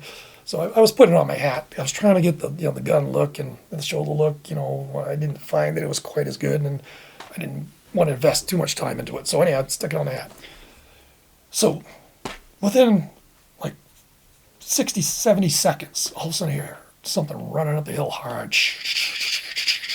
I'm like, oh, something's coming along. Maybe it's chasing a doe or something, Well, I'll get ready, see what it looks like, and then I see it's a buck, and it's by itself. And then because I see glimpses, I was a little bit elevated, and it doesn't plateau, but it changes elevation right there, so it's on the end of the ridge L. So, but anyhow, yeah. So here's this deer, and I'm seeing it like 90 yards. It's like, oh, it's got antlers. Oh, there's a lot of antlers. I wasn't counting them, but it come right up, and 35 yards. I had a wide open area, probably 30 feet wide, where right at the base of it there were some briars and some little bushes and stuff like that. So the doe would come by on the near side perfectly, nothing between us, but he was like 10 yards further into it. So then when he came into that, I was like, wow, all I was seeing was a side view. Yeah. But I'm seeing multiple antlers and length. Yeah. And I'm like, and I'm seeing the ripple effect, because this is the first week, so it's still pretty big bodied as far as the muscle and the fat and so forth. It's like, oh man, that's chunky. And I was like, that's got to be him. And I'm looking down, and I'm seeing like a half an inch of snow, not 100% coverage, but like probably 60, 70% coverage on the ground. I was like, that's close enough. I can't take it. So I pull up, boom, I shoot. I didn't try to stop them. I've had poor luck with that in the past. They poured it on me. My voice sometimes breaks, and I never know how it's going to come out. It's a low frequency. So I You should have sang to him. Yeah, I know. I'm like, man, I got him. He's going down. But then he hit, and he just did a 180. So, oh, shoot. So I shot again in the same opening.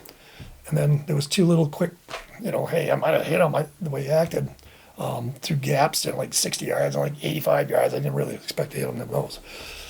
So there was enough snow there. I never did find the bullet hole for the first one. So I'm like, dude, man, you do like you did, your cousin did, then shoot right through the shoulder while they're stretched out, and then cover it and not bleed. Because my cousin did that with a nice big, 200, like it's 198 pounders, something like that. It was almost 200. And it wasn't running, but it was walking fast. And so he shot it through the shoulder, went through the heart. It was almost dark. So he thought he heard it crash like 100 yards or so away, and never found a drop of blood the next morning. We waited. So I'm thinking, I did find where the other bullet impacted because I'm shooting down. And I was able to trail it on snow for probably 200 plus yards, 220 yards. It was kind of the shady side of the hill, and then it opened up where it had been warmer the day before. And so there wasn't any snow on the left-hand side, so I lost the snow altogether. But I saw zero hair, I saw zero blood for over 200 yards. So after that, I grid searched until 3:30 in the afternoon. And that was a half an hour after morning shot. And I probably went at least 400 yards, fanning out. And then more in the direct, probably 800 yards in the direction the deer went. So trying to do a kind of a grid search thing. Now on the bright side, the night before, 2 nights before, I came out through in the dark, through a beaver bog, and I got into these thistles, the little beggar sticks. They have the two little arms on it. Yeah. My wool pants were covered with literally, I don't know, it had to be a couple of thousand. And I tried using duct tape and stuff like that to pull them off, and they wouldn't come off. Walking through those briars, I got done. There was like 3 or 4 of them left on the back of my pant leg. So if you need to get them off, just walk through that briar patch. For a few hours, that does it every time. Oh, yeah. But so anyhow, I still didn't know if I unfortunately hit him or didn't see that one bullet hole. So I was hoping he survived. Now, there was another 3x3 that was seeing the tracks regularly there. So I went back when we got snow at the beginning of Thanksgiving week, so the Saturday before. And I stayed up there 104 days. So that first day I got back in there and I found another big track, 3 3/4 inches long. So I'm hoping I just missed it. I just didn't see it. There was one little pock where the snow cover was like 60% that I missed that bullet hole. So I was like, oh, good, he survived. And so I was able to get on him, screw up. Now, I screwed up. First off, I knew he was going to go up and cross the road, right? And he did, exactly right there at that same terrain feature. I was 1.5 miles from there when I started in. I knew that another guy was taking the road that I was going to take to go in there. So I'm like, I'll go slow because I don't want to have him go across the road and see his tracks. I went slow enough. Sure enough, when he crossed the road, the other guy's tracks had already been up through. So I walked him out for 100 yards before and after. And so he went down in there, and then where I slowed down, it started snowing again, and I had 0.3 of an inch of snow in his tracks. So I was like, I've lost time on him now. So I'll just cover some ground for a while. So I went probably another mile, and it was still, he wasn't jumping, but he was just always kind of going, not really meandering that much. So he's traveling. Then all of a sudden, I come to his track, and he turns to the right, and then I see another track coming from my right that crosses it. I'm like, that's super fresh. So what happened here? So 3x3 came in. No, it was the same size track. I'm like, it's got to be him. He must have done a circle. So I'm like, okay, I'm on the same bike track. I didn't go 60 yards, and I see where he jumped and took off running. Yep. So I was coming down through there at pace because I'm making up time. Yep. So I wanted to give him, I said, well, I'll do the hell thing. I'll give him a half an hour because I busted him. I didn't see him, but he took off running. Yep. So I went back, and he had done a circle, probably 300 yards. And he went over and found a doe and a lamb, stuck with him for 20, 30 feet, and then came back, and then he crossed his track. I just happened to have that poor timing. to cross the Yeah, track. he must have got their wind, and he started that circle to go check them. Yeah, because they were and below. then he realized they weren't in heat, so he went back to where he was coming. That's my take on it. So I got after him, a little bit more, and he did another circle, get by. Then, he's headed up during my research. He's going to head up in a crossing I found where the buck's tracks were across a roadway. So I'll go up and cover the roadway, but he'd already gone across. But he bedded down within 200 yards on the upper side of that in the softwoods on his lip up there. But time had gone by, and there was a doe and a lamb up there. They were bedded as well, so he didn't stick with them. So he bedded for a while, but I don't think I bumped him. He was just walking when he got out of the bed, and I was far enough behind him. So I followed him across another ridge and down across another road. And then he went up, and I was like, oh, he's going to go up and go down that nasty, steep stuff. And I'm like, it's like 1 o'clock in the afternoon. I don't want to go down over there. I'll try him another tomorrow. And I'll just cut across this ridge and go back to my original location. Maybe he'll circle and come back. I'll be lucky and go back to that terrain feature again. I got about 3/4 of the way back down the ridge, and it was 2:30 or so. All of a sudden, pow, there's that smoking hot 3 3/4 inch track kind of heading toward that terrain feature. I was like, wow, this is really fresh now. It had warmed up, and the snow had started falling out of the trees. Mm-hmm. And so we're heading down off the green knob there, and he turned over to go down off the side. But before he did, he stopped and he fed like 3 or 4 times. And the poop was literally still warm. Yeah. And I'm like, okay, the wind is knocking stuff out of the trees. All these trackers are talking about perfect hunting, buck killing time. The wind's blowing in my face because he decides to go downhill. It's kind of a westerly wind, but he's going down to the northwest over that face. And so I'm like, I get over there, I'm going to be able to see down on those hardwoods a couple hundred yards. It's a little bit of a cut, but maybe I'll see it. Maybe I'll bed up on the side of it or something, because he just ate and he was meandering. Yep. It had that warm poop, so I'm not too far behind him. So I sneak up ever so slowly over like 15 minutes over that last 100 yards to get to that edge where it dropped off. I'm looking down, and I see his tracks kind of go around a rock about 60 yards down. And then I look beyond the rock, and I can see the bed, and I can see running tracks coming out of it. So I'm like, how did he get me? The wind's blowing to me. I'm not making any noise. The wind's plopping everything. And he had to have been just right there. So I make my way down there. Coyotes. 3 coyotes. One of them went right through his bed. Apparently jumped him up. I mean, it would have been a 70-yard shot. Oh, yeah. Through open hardwoods. Really nothing on the side of that hill. With all the perfect, hey, woulda, coulda, shoulda. But I was like, at least this time I didn't do anything wrong. Right. You did everything right. And so that deer jumped up, and he headed right to that terrain feature. He went right by it. I gave up then, because by the time I actually found the bed, it was like 3:15. So another hour over to that terrain feature. He walked right by where I had set up, within 35 yards, where I had been before. So that reinforced that terrain feature to me. Yes, It's not a pattern, but it's a common thing to use as a route. Yeah. So I managed to go out the next morning, and another guy cut me off, so I had to take this other spot. So when I go in the woods, it's like I get 35 yards from my truck. It's like, oh, there's this track again. Wow. So I cut up over the mountain, and he was heading. I bet he's going to head up toward that gut. And it's not really a gut, but a little bit of an easier way to get over. So I made a loop and came around in case I could get ahead of him. I was going to hang up and hopefully he'd come to me. Yep. But I cut his track, and he headed right up over there. So he was just to the right of where I'd come down over before. It was a little steeper there. So I had to make a decision, and it was a wrong decision. So Hal Blood's like, okay, I pretty much stick with him, and I'll play the wind sometimes. Joe Nino kind of says, I pretty much always stick with him. Mm-hmm. I just go slow. Yep. So the wind's kind of blowing, right to left as I'm looking up the ridge, and the deer's going up the ridge. So which way is the deer going to go? Well, he's probably going to go up and go to the left. I should go over here and come in from the other direction. But, my knees had started bothering for some reason. I'm like, oh. So I took the easy way, take the path. Maybe he'll turn to the right. I doubt it. Sure enough, I didn't turn. I got to the top. He turns to the left with the wind behind him. And I went probably 75 yards, real slow.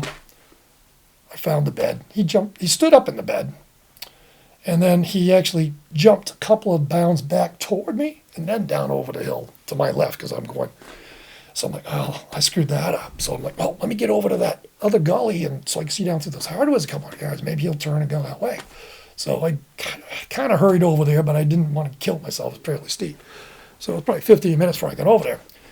I hung up for 15 minutes, and then I went down over, and sure enough, I find these big trucks. Well, at this point in time, we got more snow. So that up high, there was probably a good 12 inches of powdery snow. Oh, wow, a lot. Yeah. And down low, it was more like 6 inches. But so I could see the stride was long. Now, I had just done a loop from this side, gone up over, and now I'm seeing the deer tracks go this way. So I figured it was him go down over and go back along, not another deer cut my track coming across. So all right, well, it's been half an hour. I'm going to continue on here. I didn't go 200 yards, and all of a sudden the deer blows. Okay, first it was it was kind of a stiff-legged trot. I'm like, oh, he just got going. I'm going to cover a little bit of ground. Deer blows. I couldn't see antlers. It was like 85, 90 yards down through the hardwoods, and runs off. Then I got quite a little ways further away, and it blew one more time. So I got down there and found this bed, but when it took off, it spun out of the bed, and so it made a big mess. I followed it back within 35 yards of my truck. But just before I got to the truck, he went underneath. It was less snow down there, like 6 inches of fresher snow. And so he went underneath the softwood, so it was only like 3 inches deep. I could see the track, and it was only a 3x3. I'm like, that's not the same deer track. Must have been, because originally I thought maybe he'll go back toward that terrain feature, but then when he cut the other way. But no, I crossed by the track. I crossed up on a different deer. It was like a big deer, but so here it was going on 1 o'clock, and I'm 35 yards from my truck. My knees bothering me, like, oh, damn. And at that point in time, those two other gentlemen there that I talked about, Tony and Connor, they had come back up to do some hunting in the peripheral area, so I knew that they were hunting off in the direction that this deer went. So I'm like, okay, good luck, and I'm like, it's just a 3x3. It's not the buck I was looking at. I never thought I would say that, Yeah, because that's a big track too. Right, but I seriously, at that point in time, I really still had that mentality. Mm-hmm. And because I made this investment in money and time to go up there, so I've shot enough deer for meat. I don't need it for meat. I got meat in the freezer. Yeah. So I wanted that experience to kind of connect with my dad. But so I was kind of, in a way, so I have if you end up looking at that, you'll see me talking about this experience, and it's just a 3x3, so I'm not going to follow it, and it's going over to them guys and so forth. But so I come back the next day. I did not get onto it, but the third day I did it again. Then the snow amounts were increased, so I had to go home that night, like 1 o'clock in the morning, so I'd get there before snow fly back home in New Hampshire, and because originally it was only supposed to be a couple 3 inches. Then I was like, we'll get 7 or 8 or 10, and it's like I didn't have. My cousin was potentially going to, do my driveway, but he was having problems with his truck and stuff. So I was like, I don't want to do that to him. So back I came. So that was the end of my thing. But I felt good that 3 out of the 4 days that I hunted on snow, I found a 3 3/4 inch long track. Yep. That there's not likely that many in that, 4 mile long by 2 mile wide area that I concentrated in. So that was kind of cool. Yeah, I call that a success. You did I did too. You did you did almost everything right? You got messed up by the coyotes. It was your first time really tracking in ever or 50 years. You obviously were doing a lot of things right. So I would call that a success for sure. Yeah. Now, granted, I studied pretty closely what, Hal and Rick and them do. But like I said, it's very close to what my dad did. I mean, the new things that I learned had to do with calls and onyx and stuff like that. Yeah. I felt good about that too. It's like, okay, you remembered this. And now practicing it's another story. Like I said, I made that decision. My knee was sore. I know the wind's going that way. He's probably going. I should have gone up the other way. It was a conscious decision. I knew I'd probably making a wrong decision, but I did it. Hey, so I got to screw up. Yeah, yeah. Well, that's good. Let's talk about a couple more of the. That's right. Let's talk about some of those cool things that you've observed in your long hunting career that are a little unorthodox, maybe, and and but that have helped you and that can help some new hunters, maybe Right. even veteran hunters, because a lot of the things you're talking about are things I haven't even thought about or heard of yet, and I'm going to put those into practice too. Let's go through some of those. All right. Well, I apologize because what I just talked about, everybody's heard that type of stuff, and it didn't have a real good story to it. I mean, It's as far as a trick or anything like that. But don't worry about it. Not as all about tricks, but it's so like you say. I've had this is 53 years now that I'll be hunting this season, I think it is. So now I also archery hunt. So I mentioned earlier, I got my first bow when I was 16. So I got it originally, just like I said, my cousins did, as an extra tag to go out there and be able to play dog for my uncles and so forth. Yeah. So once I had that archery tag, I was out there all season from 16 on, and because I never filled that archery tag for a long time. And then eventually we got 2 archery tags, so that gave me even more opportunity. So now the last 15 years, I filled them all a few times. I have hunted a couple of times in Maine, Yep. just briefly without success because I ran out of tags. But so that keeps me out in the woods a lot, because even if I get out of work and it's 3 o'clock, 3:30, if I got a half an hour, I can get in the woods. Like I said, I like that last 10 minutes. I've shot deer in the last, like, going in the woods a half an hour before Yep. it gets dark. And so I will spend, on average, the years that I don't tag out, 60 plus days that I will spend at least half an hour hunting. Yep.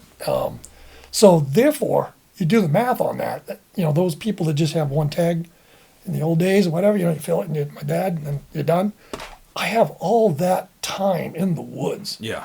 And my vacation time, I always took, I had 3 weeks vacation time, and then we had 10 days of holiday, and we were allowed to use everything except for Christmas and New Year's. So I'd use the other 8 during hunt season. And so it gave me a lot of time away from work. Plus all the weekends. Yeah, plus all the weekends, right. So I pretty much didn't hardly work during hunting. The gun season. Mm-hmm. I'd take some time off in archery season, but it's so late you can, get out of work in early season and get a lot done out there. And sometimes I would go out in the morning and say, well, if I get a deer, I'm not going to work today. The job wasn't so important that time of year, so I could call and say, hey, I got one, I'm not coming in, Yep. And so that happened a number of times. But so being out there as much as that's what afforded me the time to observe. And then, of course, once you started having to look for antlers, after I was like 18 years old, you had to start looking for antlers. So now that meant you had a lot of opportunities to observe deer that you aren't just getting after as soon as you see them. You're letting it develop. Correct. Or they're not antlered, and you see the behavior and in close and really close. So one of those that I mentioned to you was probably 35 years ago, might be going on 40, but it was one of the early ones. And so I was hunting along a property line, and they had just resurveyed it. I'd been there the weekend before. It was muzzleloader season, and I had a spot, and I was going to lean against this tree. And so I was going up there along that property line. I get pretty close to it, and it was just about legal shooting time. A big old bear took off. He was bedded down there, so he was only like 20 feet from where I was sitting. So he really stunk, and that stench kept me company there for a while with the wind. And I was like, wow, maybe this is interesting. But anyhow, so I don't know, it was probably I can't remember, an hour. It was well after daylight, so like an hour and a half later. Here comes a doe wandering down the property line. And you know how out through the woods on the property lines you see thousands of ribbons, okay? Well, 99% of them are going around the tree horizontally. And occasionally they're hanging, or if it's another hunter, they might hang something on a tree limb as a marker or something like that. But as far as most of the forestry, well, this deer comes down. So this is one of the things that, one of my early experiences of being very close to a deer. I'm never going to beat their nose, but if I could can or bottle that scent of that bear as a cover scent, I think it would be perfect. Because I'm literally leaning up against that tree, that muzzleloader. This is a doe, can't shoot her. She comes down and goes within 6 or 7 feet of my feet. And she's sniffing, so she knows there's something going on. She's not really stopping and sniffing at me, but she's got her nose up sniffing. And it probably was 45 seconds to a minute. She was probably within 3 feet of me when she was by my right shoulder. Went around, that bear's bed was there 20 feet behind me. So she's just working that sniffing the whole time. So she comes around a 360 from where she was coming in originally, crosses that path, then she stopped the sniffing. It's like she's looking around, and all of a sudden her head stops. And she looks up, and I see what she was looking at. She starts walking to it. It's one of those ribbons. It was in an area that was between tree trunks where there was just this one little short hemlock tree about probably 7 or 8 feet high, and it had a limb sticking off about 3 or 4 feet. And there was one ribbon about 2 feet long hanging there about 4.5 feet up, so it was in this range here.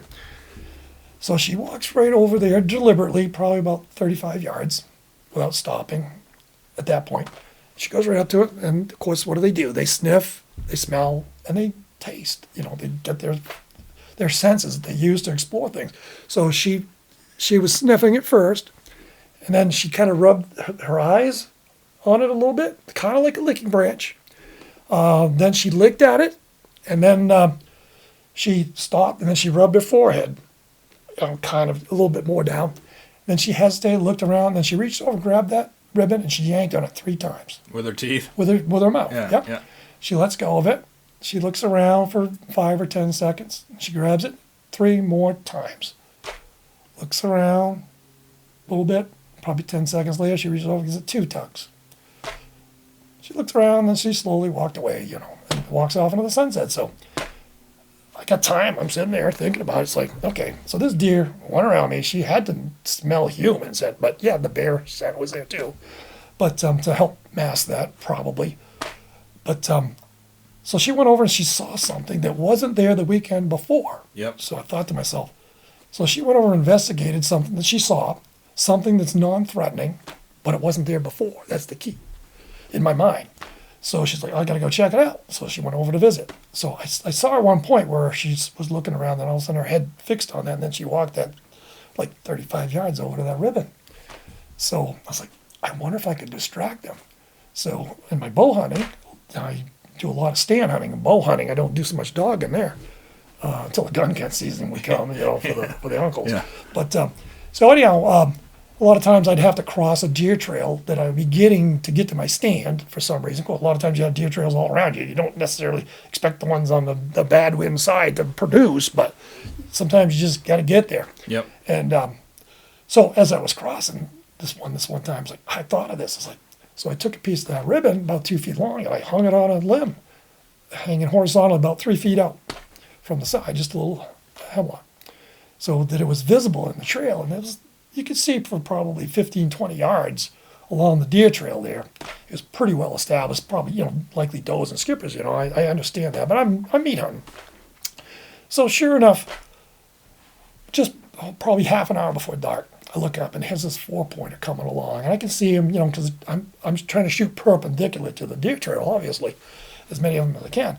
So I see the deer coming along, and it's late September, so he's kind of just going along, taking his time, taking in the neighborhood. And but all of a sudden, he gets like 15 yards or so from that, and all of a sudden, his demeanor changed, just like hers. And he's looking right toward it, and he walked without stopping right to that ribbon. And when he was stretching his nose out there to sniff that ribbon, that's when I shot him. And it's like, I know they got that good peripheral vision. They can see 270 degrees or whatever it is. So I'm sure he can still see, but he was thinking about what was there. He was no longer doing this as he was going. He was thinking about that there. So I've employed that tactic over the years. And so I've only gotten the one with the ribbon. But later on, I mentioned to you that I actually, it ended up being an accident because I got big into, having a lot of success, and you kind of lose track of things. But then one day I was coming to another stand, and I stopped because it was kind of sandy to see the size of the tracks. And I get to my stand like 22 yards later, I go to put my gloves on. I was like, I'm missing my glove. I look over, it's in the trail. Yeah. I'm like, oh, this is going to work out good, right? I'm hoping. Sure enough, a good-sized doe comes along. And I did get a doe with the ribbon as well. But this one was another doe. Come along, again, fixated like 10 yards from that glove. She hesitated first, but then she was going right to it. Yeah. when she started, I didn't let her get a good whiff, I just let her have it, but it was right in the shooting lane. Yeah. So I've used the glove technique a couple of times, and another time I lost my glove, didn't have it with me, so I threw a hat down. So 2 ribbons, 2 gloves, and a hat. Granted, the biggest one was like a 4-point buck, so it's a young, dumb one. But for the meat hunter, what I take from that is something that wasn't there before, that gets their attention, but is non-threatening. Yeah. Well, even deer will approach, if you're, some of the woods I hunt, there's not very many hemlock trees. But if there's one lone hemlock tree in a sea of just open hardwoods, that'll attract deer visually. I've seen that, and that's why there will be a nice community scrape under that one lone hemlock or a signpost rub on it, because it stands out, so it grabs all the deer's attention. I think anything that stands out in the woods like that, even when they're just freshening up a scrape, that big circular, the size of this table patch of dirt will get a deer's attention from 100 to 200 yards away. They'll be able to see that, and you'll see them make beelines to it. Anything visual, I think. But being able to make it yourself, or something that is, bringing a ribbon or dropping a glove off like that, that's a way that you can actually, make the woods be a little bit more productive for you. But yeah, even the natural stuff like their scrapes and their rubs, it's visual. It's a visual thing as much as it is scent too. Now, granted, where that's worked the most for me was in areas that had a people presence more than the big woods or something like that. But so they're probably used to seeing gloves and hats dropped in hiking trails and stuff like that. And then so that's where the context came. A lot of this was feedback and discussing stuff with my brother. He's a really smart man. Yeah. Yeah, and just by coincidence, too, I showed you before we started the podcast. Yes, you did. Last night, I got texted a picture from one of my cell cams, and this is a cell cam location that I've had the last 4 or 5 years. I put a camera there all the time. There's a nice deer trail that goes right in front of it, and there's a scrape right in front of it, and it's angled kind of up, so I can catch this back knob that they sometimes skirt around that, and they don't stay on the deer trail. But I got a good line of sight with that camera at a bunch of things. But this year when I went back to refresh the batteries on it a couple of months ago, there was now a ribbon hanging right in sight on that deer trail that somebody else put there to get to their stand location or something. But that was new to me, but I noticed it immediately. But of course I left the ribbon there and everything. But last night I got a picture of a 4-point buck doing exactly what you're saying. His nose is right up. He's just smelling that ribbon. Yep. I'll put that in the podcast because it's kind of cool. That's pretty cool. I feel better now. I got a little substantiation. Yeah, I mean, it's just I didn't know you were going to even bring that up today, and just by chance last night I got a picture of that, and I thought that was cool. Yeah, that is kind of odd. Yeah, I'm going to put some of these tactics to use this year. And I think I mentioned too, like especially the singing. If I get an opportunity where I'm going to my stand or leaving and I've got any kind of daylight, because sometimes I'll go in the middle of the day. But if I have an opportunity where there's a deer in my peripheral that stopped and he's letting me go because he doesn't think I see him yet, I'm gonna use the I'm looking forward the to old that. Singing tactic, because you get a lot of places where they're used to people. So yeah, I get those opportunities quite a bit. But on a nice, I'm kind of less of a meat hunter these days. It's just where I'm at, but just seeing if you could draw it down is right. Go through the whole motion. Right. Even if it's a doe, it'd be right. Just go through the motion. Especially if you have your GoPro on. Oh yeah, yep. So I'm looking forward to that. All right, what's another tactic that you've used before? And you actually, the story you told me at the Big Woods Buck Spring Thaw is a good one too. Yes. Of the tarsal glands, and you had to kneel down. Yeah. You want to bring that one? If you want to hear that one again, that's great. Yep. Yeah. So this one kind of revolves around the only young person I've had the opportunity to apprentice was one of my grandnephews, Christopher. And so the first year I took him out, I'm just going to say this. First year I took him out, I have a really good friend, my best friend. He's actually was a professional hunter for a while. He's like, don't spoil it for him. Take him out, introduce him to the woodsmanship.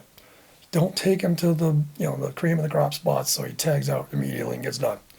He says, you'd be doing them a disservice. So Yep. first year, you saw a couple of deer, but they're actually just in somebody's lawn when we were driving by, so forth. But almost got on a coyote, but he heard that safety go off, so you get that education. So the next year, he was a very quiet gentleman, so I says, I noticed that you're pretty quiet, and you haven't talked about any stories you share with your friends. You talk about talking with your friends and so forth, about hunting and so forth, but you're pretty quiet. It's hard to get a story out of you. And he said, oh no, I pretty much just take things in.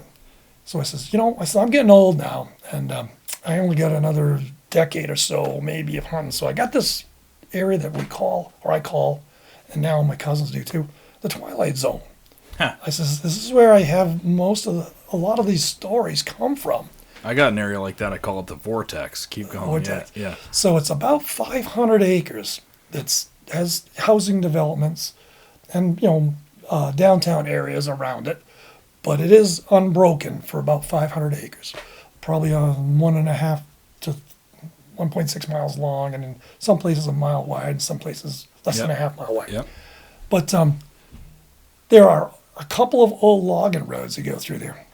So I said, man, crazy stuff happens down there. I said, I don't want to tell you not to share your story, where it is, but I says, I really hate to, because I says, about a decade ago, there was like 15 bow hunters down here. And I stopped hunting here for like 5 years. And then I came back, I got a ghost blind, came back and tried that out, and nobody was around other than 1 or 2 hunters. So I says, I'd really like to, continue to be able to pass that spot on. Yeah, enjoy it, but share it with just a few versus a lot. He's like, no, he says, I can respect that, He says, all right. I says, well, I'm going to take you there. So first day, we went out and didn't interact with any deer. That's fine. Second day, we went out. And now I forgot the key part of that, didn't I? So anyhow, so we were on the youth hunt. Now I had to back up. I was building a barn, starting to build a barn that year, so I didn't have much time to hunt. So the first day of archery season, that's where it started. I went out. As I'm walking down the trail to go out to stand, I walked by and there's a new tree stand that had appeared. And it was along a roadway just before a field. And all of a sudden I hear the guys exasperated. And it's like, dude, you messed my spot up. I'm like, hey, actually I didn't. I said, I'm doing you a favor. And that kind of leads us up to the other part of it.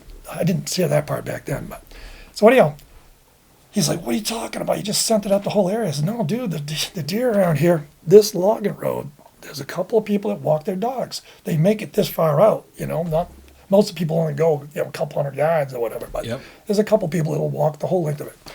And there's a wetted area, they take their dogs to and so forth. So I says, I found that the deer, and I've saw them and I've shot them, they follow your scent. So I says, if I just keep walking here, they're not going to stop. They're just going to keep following my scent. So what I'm going to do is I'm going to walk 3 feet toward you, and 3 feet to the right, and 3 feet back out. Says, deer come along. I said it with confidence after all these years of observation. That the deer's going to go over, it's going to detect the turn, it's going to turn broadside too, it's going to hesitate before it goes back. Give you a shot.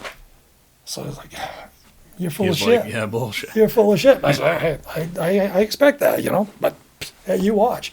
Because, first end of the season, there's usually quite a few deer in the area there.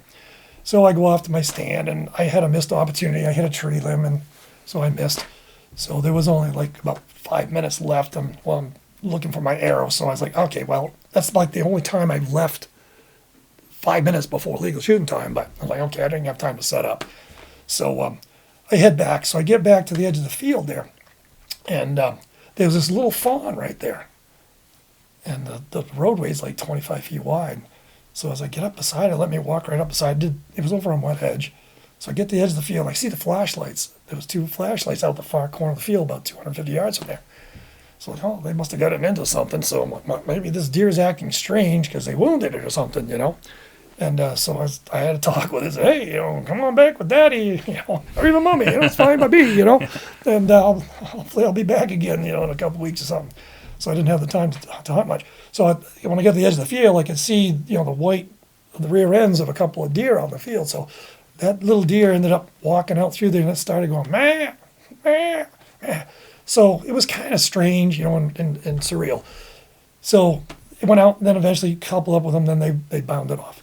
So I went over to the dudes with the lights, and he comes up and says, hey, he says, it worked just exactly as you said.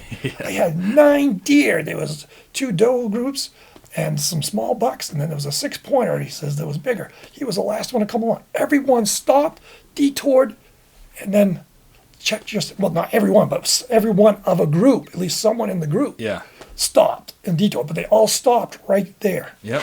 If I just kept walking, chances are they would have kept going. So he said, I shot into him. We're looking for the blood trail. It's not real good. So, but he's like, I apologize for calling you a liar. I said, hey, no, it's only just being out here and seeing all this stuff, and then correlating it and putting it together.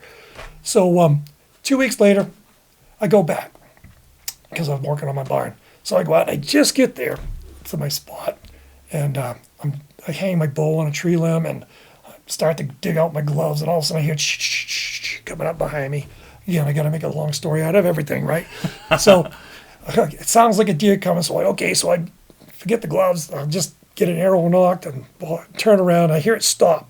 So as I turn around, it stopped. It was only 30 feet from me, but its head was blocked. I could tell one ear. It didn't have antlers, and it wasn't that big. But I'm like, I'm not going to get another chance to bow hunt, for a while here. Yeah. So it's like, don't refuse the gift given to you by the great Manitou. So I can see that white patch right there between the leaves. So it ran off out of sight, so I had to give it half an hour. And so I'd gotten there probably 3 o'clock. So by 4 o'clock, I was dragging the deer, and I'd put a camera up the first time I went in there, about probably 30 yards from there, covering another satellite deer trail. And so I'll take this tiny little thing that I shot. So like I said, I'm a meat hunter, so I shot it. I'm taking it, and I'm going to make the best of it. So I thought about the camera. So I'd gone by the camera. So I walked back and into the line, and I dragged the deer up to it. I could hold it up one hand in front of the camera, so I have something on the camera to show my nephew and stuff. You held it up like this? No, just one hand. Just one hand. And so then I did stop, and I was just curious. So I had the deer smell in my hand, so I fondled my camera. And I've had deer go up and smell them before anyhow, but I was just curious. So when we went back for the youth hunt on the first day, we went over and we collected that card. So Saturday night, looked on there. Sure enough, there's me coming over, go off camera and come back in, and fondle the camera. And I leave. Just as it got dark, probably still legal shooting time, here comes, well, I've been seeing a doe with 2 fawns. One was substantially bigger than the other. So here comes a doe with a single fawn. And I suspected I'd gotten the smaller one. So they come over, sniffing right along, went right up to the camera, sniffed the camera, and then they fall exactly where I went. So I'm like, oh, that's cool. And I didn't think about it at that time. But this is something that's kind of gross. But so whenever I get a deer where I hunt so often, I hunt the same areas or close areas that the deer might recognize scent from one another, I think about it in terms of recognizing an individual scent when I hunt the same area versus just deer scent. So I take the tarsal gland and I rub it on the front of my shins on both of my hunting pants, legs, and I don't wash my pants the rest of the year. Now I figure I'm going to hit ferns and low brush and things like that. They're going to have the human smell. They might as well have a familiar smell. Yeah. And I always wondered if they would recognize, and that might be a reason for them to investigate or maybe follow me or something like that. So we go out that evening, set up, and I bought this nice swivel seat, which if you're ever going to hunt from the ground, buy yourself these nice swivel seats with a back. Don't do the arms. Put an extra inch of padding in there. You can hold still for 3 hours. And you can swivel and shoot 207 degrees with your bow without lifting your feet. And I use a little camouflage cloth, 12-foot long, get it at Walmart, the little punch leaf stuff. Yeah. And there's more to that story later, but it's super effective. And you're very mobile then. I've only shot 1 deer from a tree, and I don't plan on going back. Nice. I love shooting on the ground. Yeah. Hunting on the ground's the best. Shooting bear that way, too, is cool. I don't do it anymore. I just say I pardon you, let them go. But I've shot them as close as 9 feet. And that's pretty cool stuff. But we're talking deer hunting here. Yeah. But so anyhow, we go out and the last evening set. So I set up along a couple 250 yards from where I'd shot the deer before, and the camera, and so there was a really old logging road. I mean, it really wasn't even hardly noticeable as a logging road anymore. But the deer had a tendency to use it through the thicker stuff there. So I said, well, they might come along there, so let's pick a spot where we could see about 30 yards down to the trail. And there was 2 openings on either side of a hemlock. There was probably like 8-9 feet apart. And so I don't cut limbs and things like that, but I figure stepping on ferns or blackberry briars, that's fair game. I'm not hurting a tree. So for archery, where I hunt from the ground, I will tread down a shooting lane. Now, that disturbs it, yes, but you disturb it once. I do it in mid-July. That's where I prep my stand areas. Yep. And I stay out for 2 months. But now you have these shooting lanes. And then once they get used to them on an annual basis on my own property, I can really open them up. And they're accustomed to them. But anyhow, so back to that story. So I go out there and he looks at me, he says, I can only see you from just above your waist. He says, I'm not going to be able to see the deer to shoot it. I'm like, no, dude. He says, the deer really aren't as tall as you think. So I said, watch this. So I get down on my hands and knees. So we had the 2 shooting lanes. So I started from his perspective, the left one. I get down on my hands and knees, and I walk slowly over to the other one, then back to the other one. He's like, oh, I can see all of you. I can see your head. So I crawled on the right-hand one, probably about 10 feet toward him, and then I stood up, and then I walked back to the stand. And so we were there for, I don't know, probably 2.5 hours, and the old man was sitting on the ground all cramped up and all that jazz. So about 3 minutes before he turns, he says, how much time do we have? So it's 3 minutes. He's like, oh, it's probably not going to happen again this year. It's the second day of the youth hunt. And he says, oh, well, you can't get them all. And I said, no, but this is the best time of the day, really, I told you. So things can happen fast. So he no more than turns around, maybe 10 seconds later, he's snapping his fingers behind him, to get my attention, and not loudly, but just making the motion. Yeah. So I'm like, I have to get up and identify the target for him. He's 13. And so I identified it, and I see this small doe standing in the right-hand shoot lane there. I said, okay, it's a small doe. We've talked about this. You don't have to shoot. You can't pull that bullet back and all that jazz. We're out here. You've seen a deer. That's good enough. If you don't have to do it. No pressure, and so forth. So it's like, okay, I'm going to shoot. So he's sitting down. He's got the gun there. So after about a minute, I go, 2 minutes. Then I go, minute and a half. And he turns slowly to me. He says, I'm not going to shoot. I'm not supposed to tell the story. Sorry, Christopher. I won't say your last name. But he says, I'm not going to shoot unless you cover my ears. I'm like, why? He says, last year you had me shoot the 223 one time with no hearing protection, so I would be accustomed to the noise.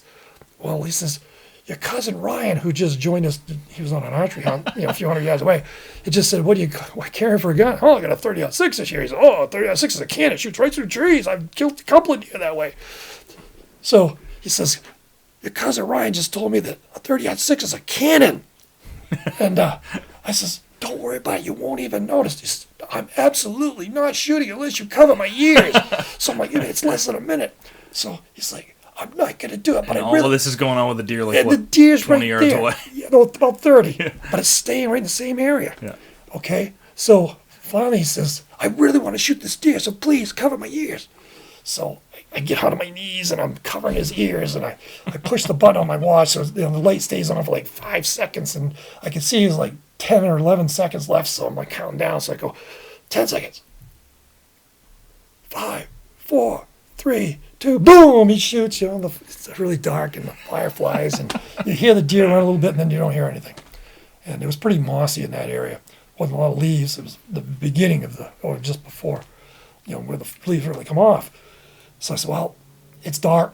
I said, let's let the deer alone. We'll take our gear and get it back out on the main trail, a couple hundred yards back there. We'll connect with Ryan, and then we'll do the search here. We'll let it bleed out. Hopefully didn't go too far. The usual. So we go back. So when we get out there, he says, you got your flashlight? He says, no, I don't have my flashlight. So I gave him my flashlight. And my cousin Ryan says, "Oh, I forgot my flashlight too, but I got a pen with an LED on it." So we go back. We get back to the spot. So, okay, well, it's right in here where you. I was using the LED. It's right in here about where the deer was when you shot. So he shines his flashlight and goes, "Oh, there's blood. There's blood. There's blood. There's blood. I shine. I shine. There's a deer." And my cousin and I go, "I shine. What are you talking about?" He says, "Oh yeah, dinosaur train." He says, "On the dinosaur train, I noted that when the train goes by and the headlight hits the deer, the animal's eyes, their eyes shine up. And see, they're shining right there. Yeah. It's right there. It's like fastest tracking job I ever did in the dark. As a 13-year-old, doing the old dinosaur. He's got a cannon. Yeah. So he got his deer, and I never did tell you the size of that other deer. So I told you that down at Huntstock because you said, "I bet it's not as small as I shouldn't say this, but the one my dad shot. Okay, in you said it. Yeah. And he said, "Not as small as that one. That was 47 pounds." Like, hell yeah! I said, "This one was 37 pounds. It wouldn't even register on my spring scale. I had to weigh it on my 50-pound Berkeley's fish scale." I said, and that was a wood stress because I wanted to eat the heart and the liver because it was so small and young. I wasn't worried about contamination. So. No, I shot a 47 pounder when I was younger, muzzleloader season. But then again, given the opportunity, I'd do it again. And they're delicious. They are. And so after we get the deer out, we get it in the truck, I had him retell his story. And because I'm trying to get him to tell his stories. So I said, I see the deer and it was coming along and then it stopped and started feeding. I said, "Oh, so when it was coming along," I said, "was it, just walking slow? Was it feeding the whole way? Or what? What speed was it?" So actually, it was kind of like going at a very fast walk. Then all of a sudden it stopped and decided to feed for that whole 3 minutes that we were there. And I didn't really think about it that night. I thought about it when I went home after I dropped him off. And I went back the next day and I told him, I said, "Hey, I think I know what happened." Because I got down on my hands and knees there. Well, that deer actually went back and forth there a couple of times, and it came up about 10 feet up that right-hand shooting lane. That's where I stood up and walked from there.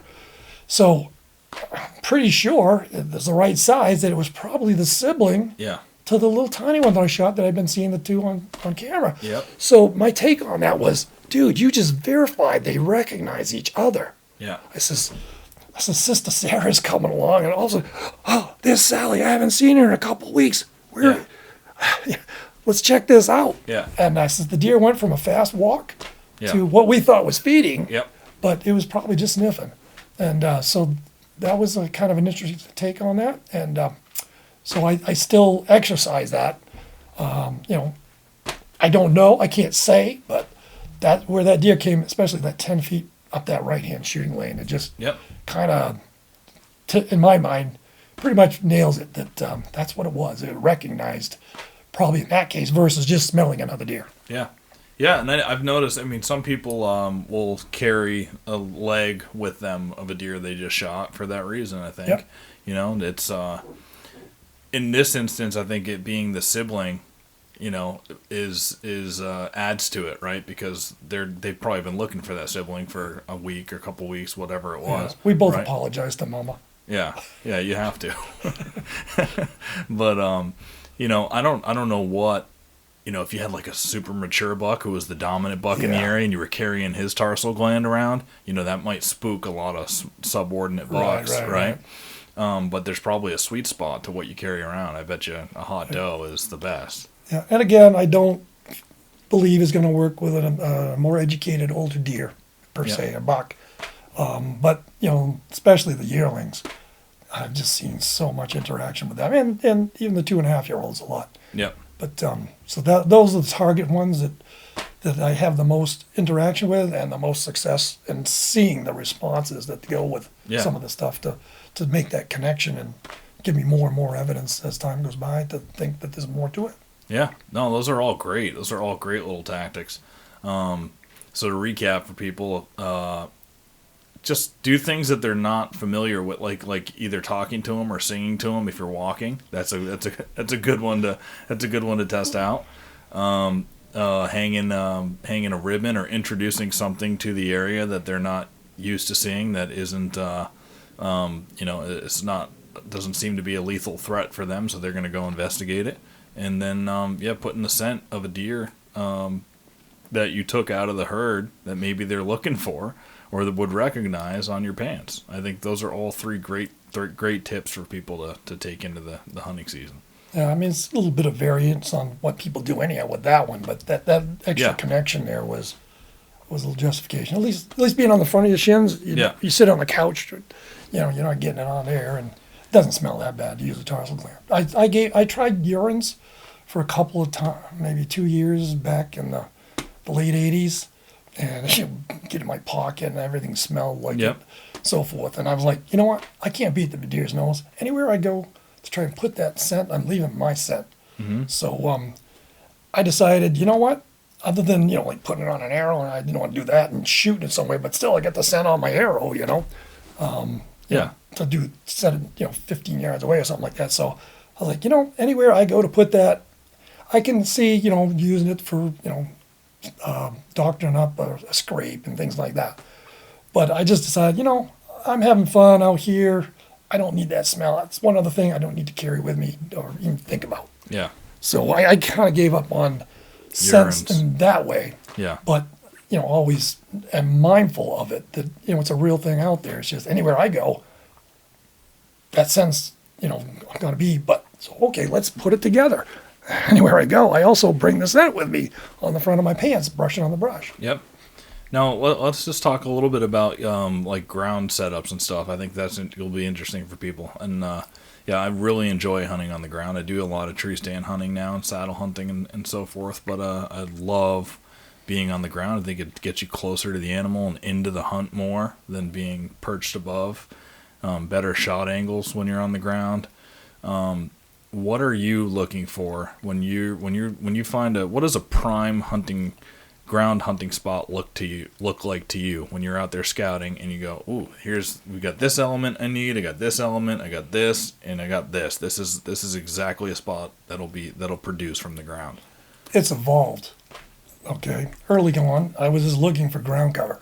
So something that I would do commonly is I would pick a vantage point. I used to love to lean against a fairly good sized tree. Figure it breaks up your profile. You don't look as much like a human from different angles because you blend in with the tree. The other thing I would do a lot of times is pre-season scouting and so forth. I would do non-invasive things. Big thing I do is if I'm going to do something like lean against a tree or whatever, is I take other brush, deadfall, and I lean it up against the tree. Yeah. It makes the tree seem wider. Yep. So even when I was leaning there, it was blocking my feet, the motion from, those angles. So just having stuff leaning up 3 feet down below your feet, you're just leaning against a tree, waiting for something coming in. If you have to move your feet, they're getting cold or whatever, that was enough to block my feet movement. Yeah. Your feet, your hands are going to move a lot.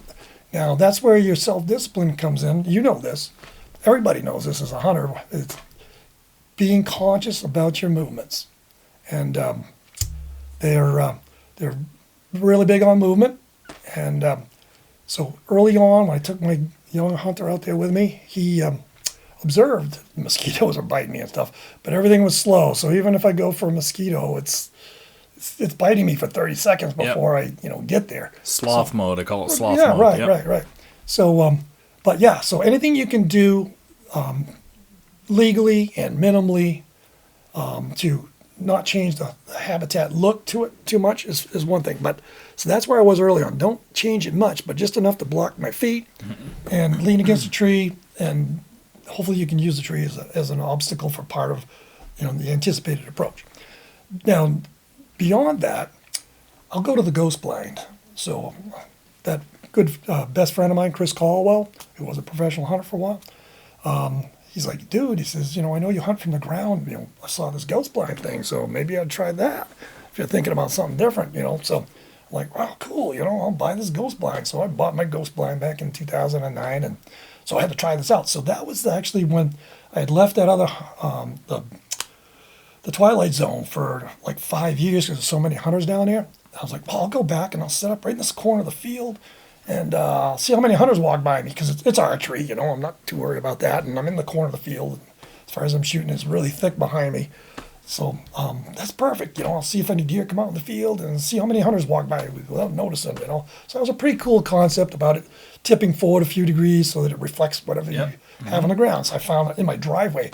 I could scare the shit out of my uncles. I go over and I set it up in the driveway, the gravel, and I tell them, "Give me 60 seconds. Come out and see if you can find me." I'm right in that driveway, and they're looking all over the place, and until they say something, and because you're looking for something, just like looking for deer. Yeah. You're looking for the whole deer sometimes, and you don't see the forest, or the woods through the forest, or whatever it is they say, the trees through the forest.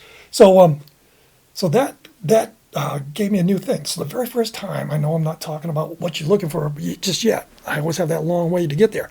But sure enough, about a half an hour before light ended, I had this doe come in to the corner off to my right. It was probably about 150 yards across and 450 yards long. And I was in the corner because that's that logging road that came in where that stand was before there, what I talked about. So anyhow, now my shoulder was bad for like 6 years. I had to use my wife's bow, so it was turned down to 40 pounds, and I could just barely get it back. And sometimes I have to work at it 2 or 3 times. So all these times out in the field, being out there so much, I had 6 years in a row where I had more than 60 encounters with deer. If there's 3 deer, that's 3 encounters. The same 3 deer another time, it might be 10 or 12 deer in the course of the season. But so I had all that. I couldn't get that bow back to save my life. I'd have to stand up and reach for the sky, and crazy things would happen. But so that night there, I decided to go all in. So I got goldenrod, to the top of my bow and in my hood. I never put the hood up because I know that's not a problem. But that night I put it up, and I had a ghillie leaf suit on, So I bought it especially for that particular occasion, I'll try this out, cool, get into it. So sure enough, doe comes in about 120 yards off to my right. Then a little bit later, I hear gravel going, and there's a wet area that has, wash in it that, you can hear the gravel, you can hear the movement, so something else is coming. Sure enough, this 6-point buck comes in, 2.5-year-old, and goes over near the doe, and then the doe gets nervous, and she bounds off. 5 minutes later, I look up, and here comes a 4-pointer down the field from this direction, probably 100 yards away, diagonals across, goes over to the 6-pointer, and goes up to it, and they stop, shoulder to shoulder, kind of looking around. It's early. It's the first day of season, September 15th in New Hampshire. So the smaller deer, he throws his head into the side of the 6-pointer. So the yearling does it to the 2.5-year-old. So that's pretty cool. So then I got to watch for the rest of the evening. It's the only time I've ever seen deer, fighting, just basically sparring there. They weren't real serious about it. So that 6-pointer ended up dumping that little 4-pointer upside down. Then they go back to just standing around, looking around, waiting for whatever to happen. And then probably like 6 times in the next 40 minutes that the little guy decided to thrash him and then get turned upside down. So now there's like 10 minutes or less left. And all of a sudden, I catch motion in through that roadway that's only 15 yards from me. Here comes another little 3-pointer. I'm like, okay, so here we go. So the ghost blind has some little humps in it, the later version of it. So I go to pull back. When I do, the hood goes right across my face. So I managed to get the bow back the first time forever because I had all this deer action, so I had the adrenaline. Mm-hmm. My shoulder's screaming, so I have to let it off, and then take the hood and twist it around. So now the deer was diagonaling a little bit away from me, and I wasn't paying attention, so I pull back again. So get to the next notch, and so I used the top pin sight, which was 15 yards, but that little bow is like 15 and 19 and 23 yards, the 3 pin sights. So I shot right under its belly, so it jumps up in the air, and all 3 bucks, they run out in the, about 50, 60 yards kind of toward each other into the field. Then they stop, and they kind of wander back my way, probably within 60 yards, 50, maybe even 50 yards. So then they kind of get together, and the new guy comes up. So the original 4-pointer, he thrashes a 6-pointer again. So while the 6-pointer is thrashing the little 4-pointer, the 3-pointer bounces into him, so he ends up dumping them both. So they're 50 to 60 yards from me in the field. I'm right on the edge, backed up onto the briars and the goldenrod and stuff, and I'm stuck. And it's a place I don't like to be because you can't get away. You want to talk about it? I had to wait till it was totally dark, so like 45 minutes later, I could still hear them thudding Yeah. every once in a while. Yeah. So finally, I tried to go back through those briars. It took me like an hour to get through about 40 feet of blackberry briars. Yeah. Try to pull them off that ghillie suit. Yeah. And Oh, man, I can still hear them out there, every once in a while, thud, thud. So only time I've ever seen that interaction. But what that taught me is, okay, you can be pretty darn close. The wind was blowing all around. I had them on both sides of me, and at different times. I was able to shoot, and still they calmed down and stuck around. So don't give up if you miss, especially archery-wise. Yeah. But so now I graduate onto another encounter with a buck.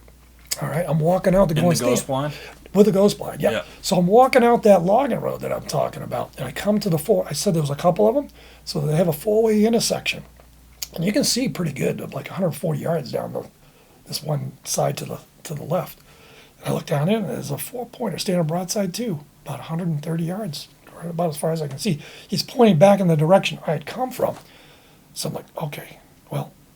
So I turned to the right, and I went straight away from it. It was about 90 yards to the next corner up there. So I go around the corner, and I'm glancing back with my binoculars and watching him for probably another 30 seconds after I went out of sight.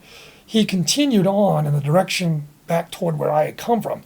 So I did a circle and went back to another four-way intersection that was only probably 200 yards back. Set the ghost blind up, put my stool down, sit down, and I said, well, I'll pull my bow back once just to make sure I can. It's not binding my gear, like you do. So I got it back, but it was a stretch. And I'm set up right 20 yards in from the corner, from either side. And there was a giant pine tree right there on the corner. I didn't have a shot to there, but it's like, anything coming into here. So I just let off on the bow, and within 10 seconds, here comes that four-pointer. Right down the road, I just had walked out. He saw me, knew I'd come out that road. He came over. He had his nose right down on the road, goes by 20 yards from me, broadside to, just slowly sniffing with his nose right on the ground.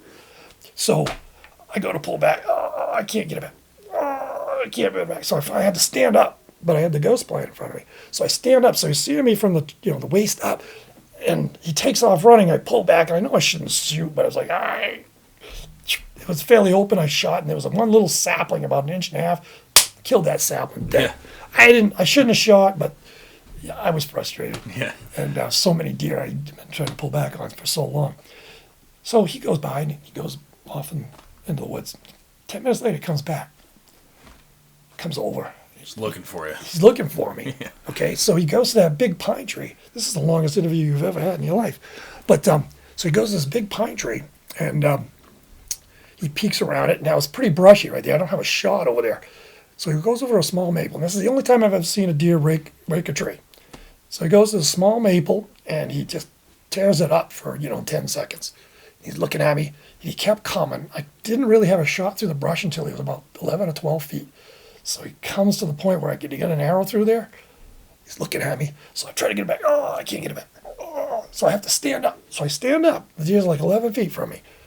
I pull back, and he turns around, and he runs back out through the brush. I couldn't get the shot.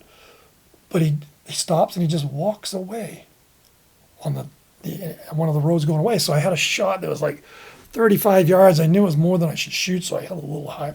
I shoot, and it goes, I felt it went right underneath him. So he backtracks, goes off.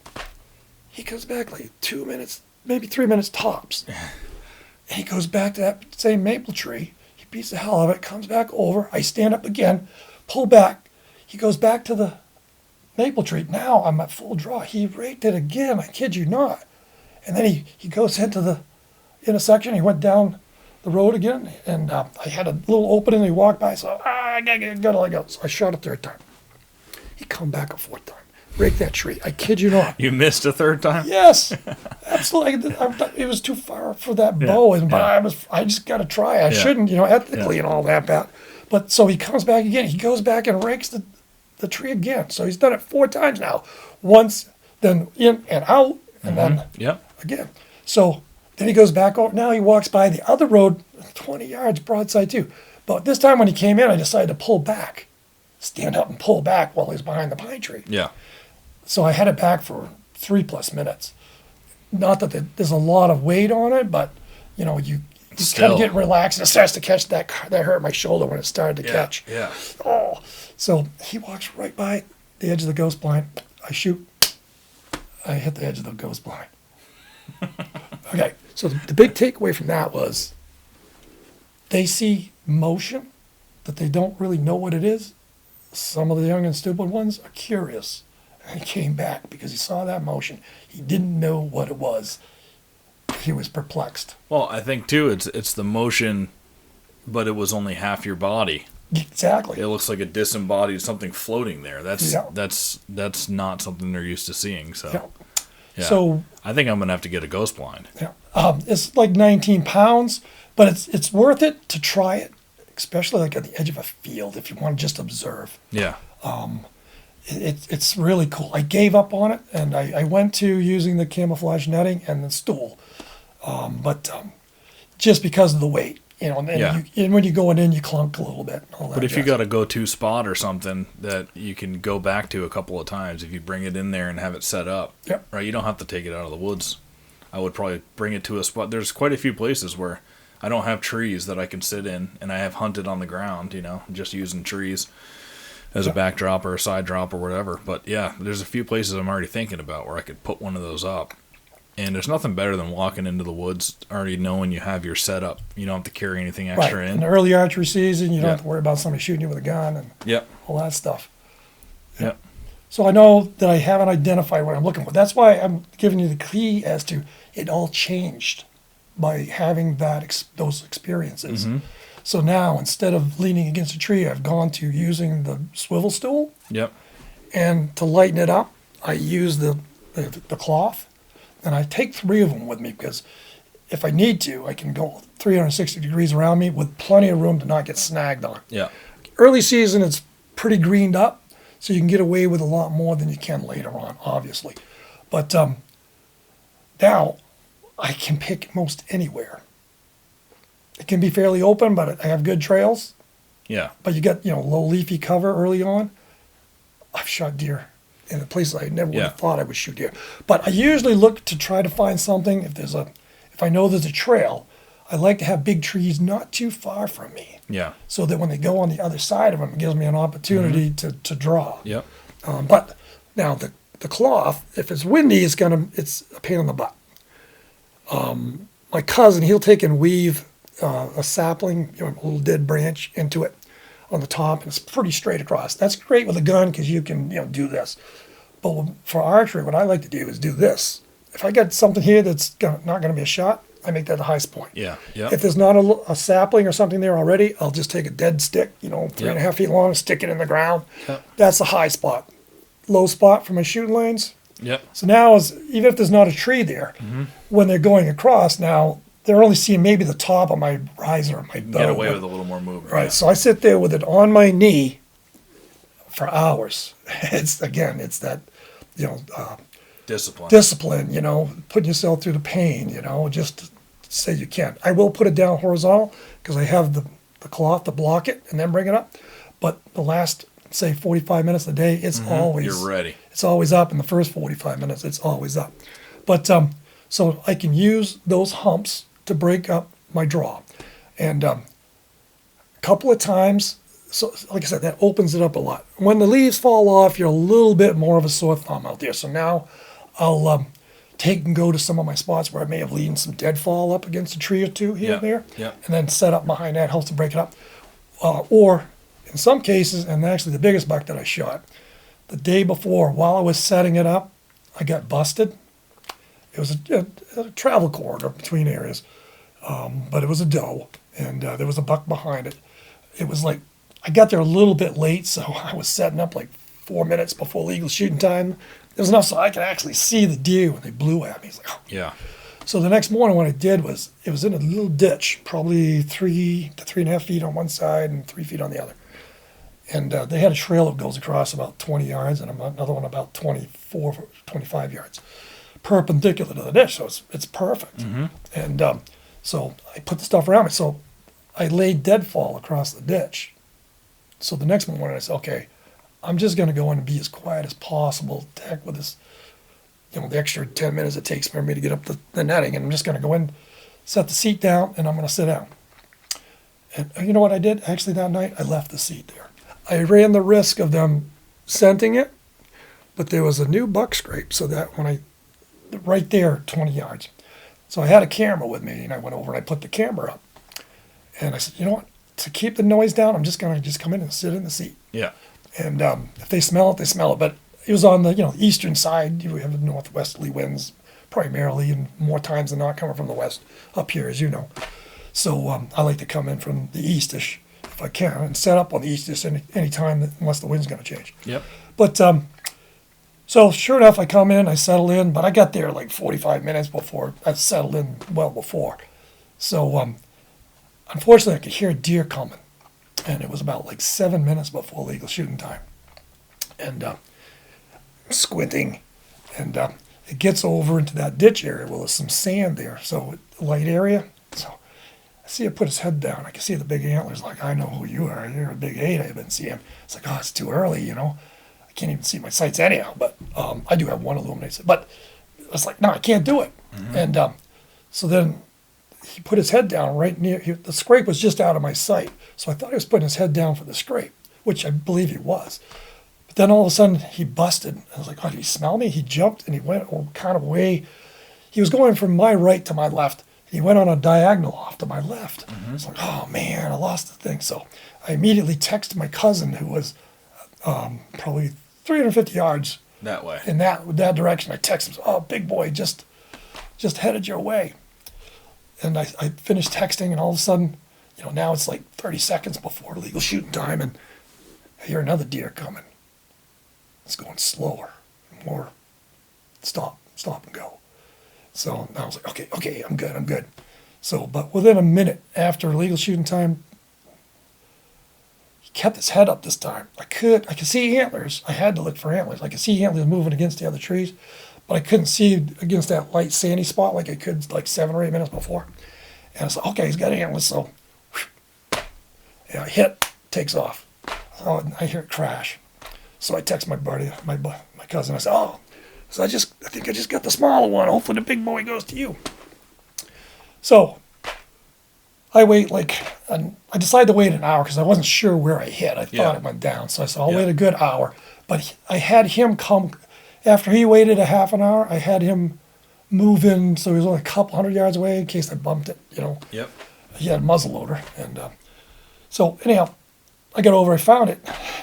It was the big deer. Nice. Yeah. Okay, so what had happened was that buck, the camera, when it went off, it took a video of him. It startled him. It wasn't the no glow.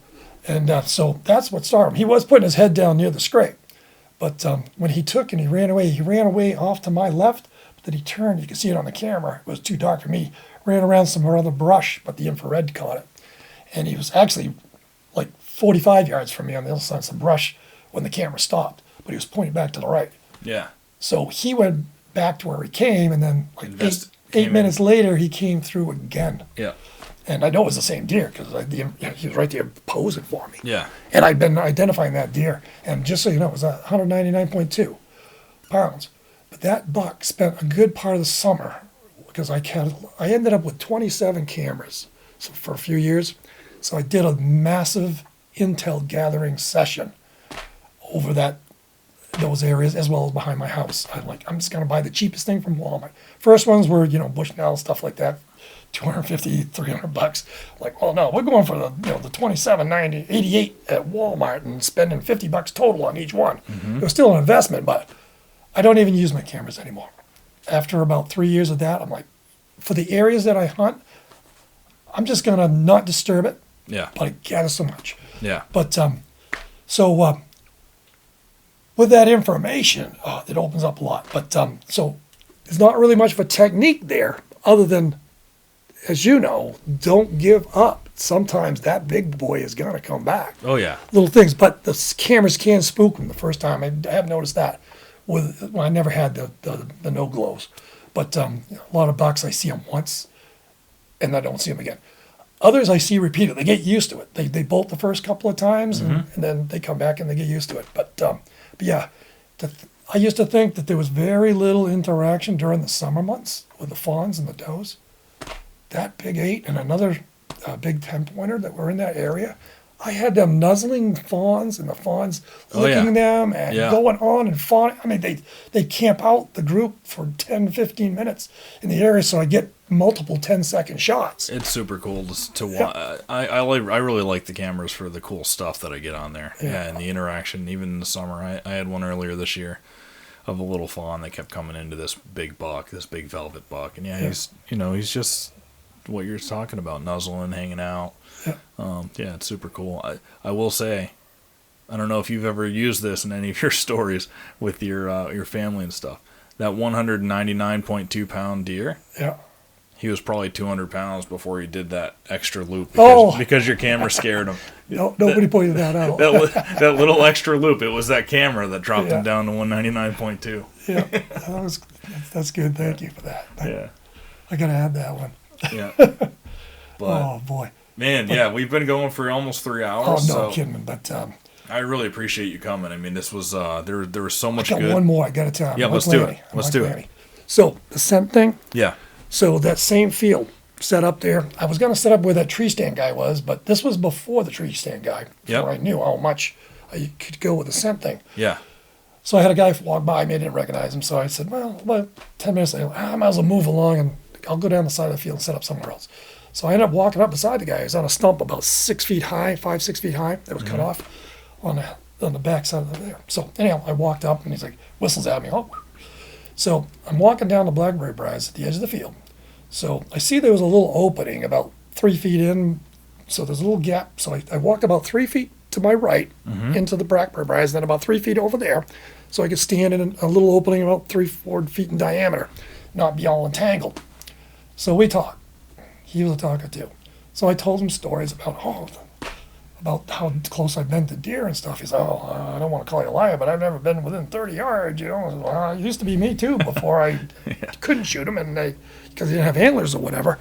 But I said, they've really been close. So I gave him stories about how, one time we're pushing an area and I'm going through the thick stuff. This is going to turn like 2 or 3 stories. I'm sorry. But going through the thick stuff, right? Yeah.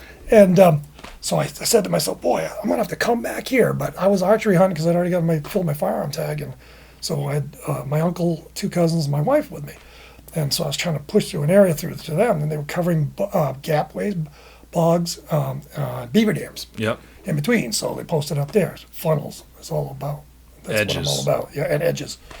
And outside corners, ponds, fields, cuts. Even when you were talking earlier, like that you live near the edge of the White Mountain National Forest, and you've only really, most of your hunting is up to the edge. That's an edge in itself right there. That's the edge of a big woods, all about edges. Even outside corners of housing developments. Yeah, 100%. Anything over here wants to get to here, it goes around the corner. Yep. But nothing that everybody hasn't heard already. But so anyhow, telling him the story, I says, so all of a sudden, I just started to take a couple of steps, and all of a sudden, I hear bang. Oh, my uncle shot. So he's off to my left. So I'm like, oh, come on over here, I forget that I'm in the trail. Okay, so like 55, 60 seconds later, all of a sudden, boom, here comes this deer hammering out through there, and it's going the wrong direction. Everybody's over here. I'm like, oh, come on, turn, come over here.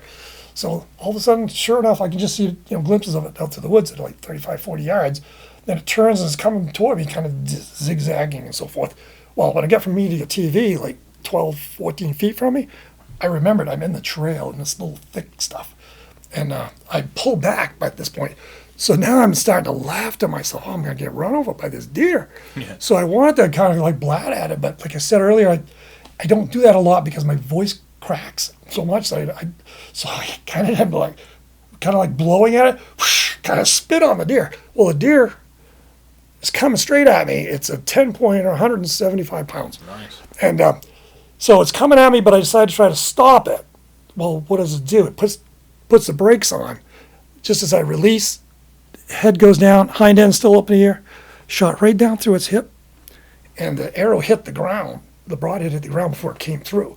So it pushes off, but it's like less than 3 feet. It's feet from me. Jeez. Where it skids up and pushes to go around me, right?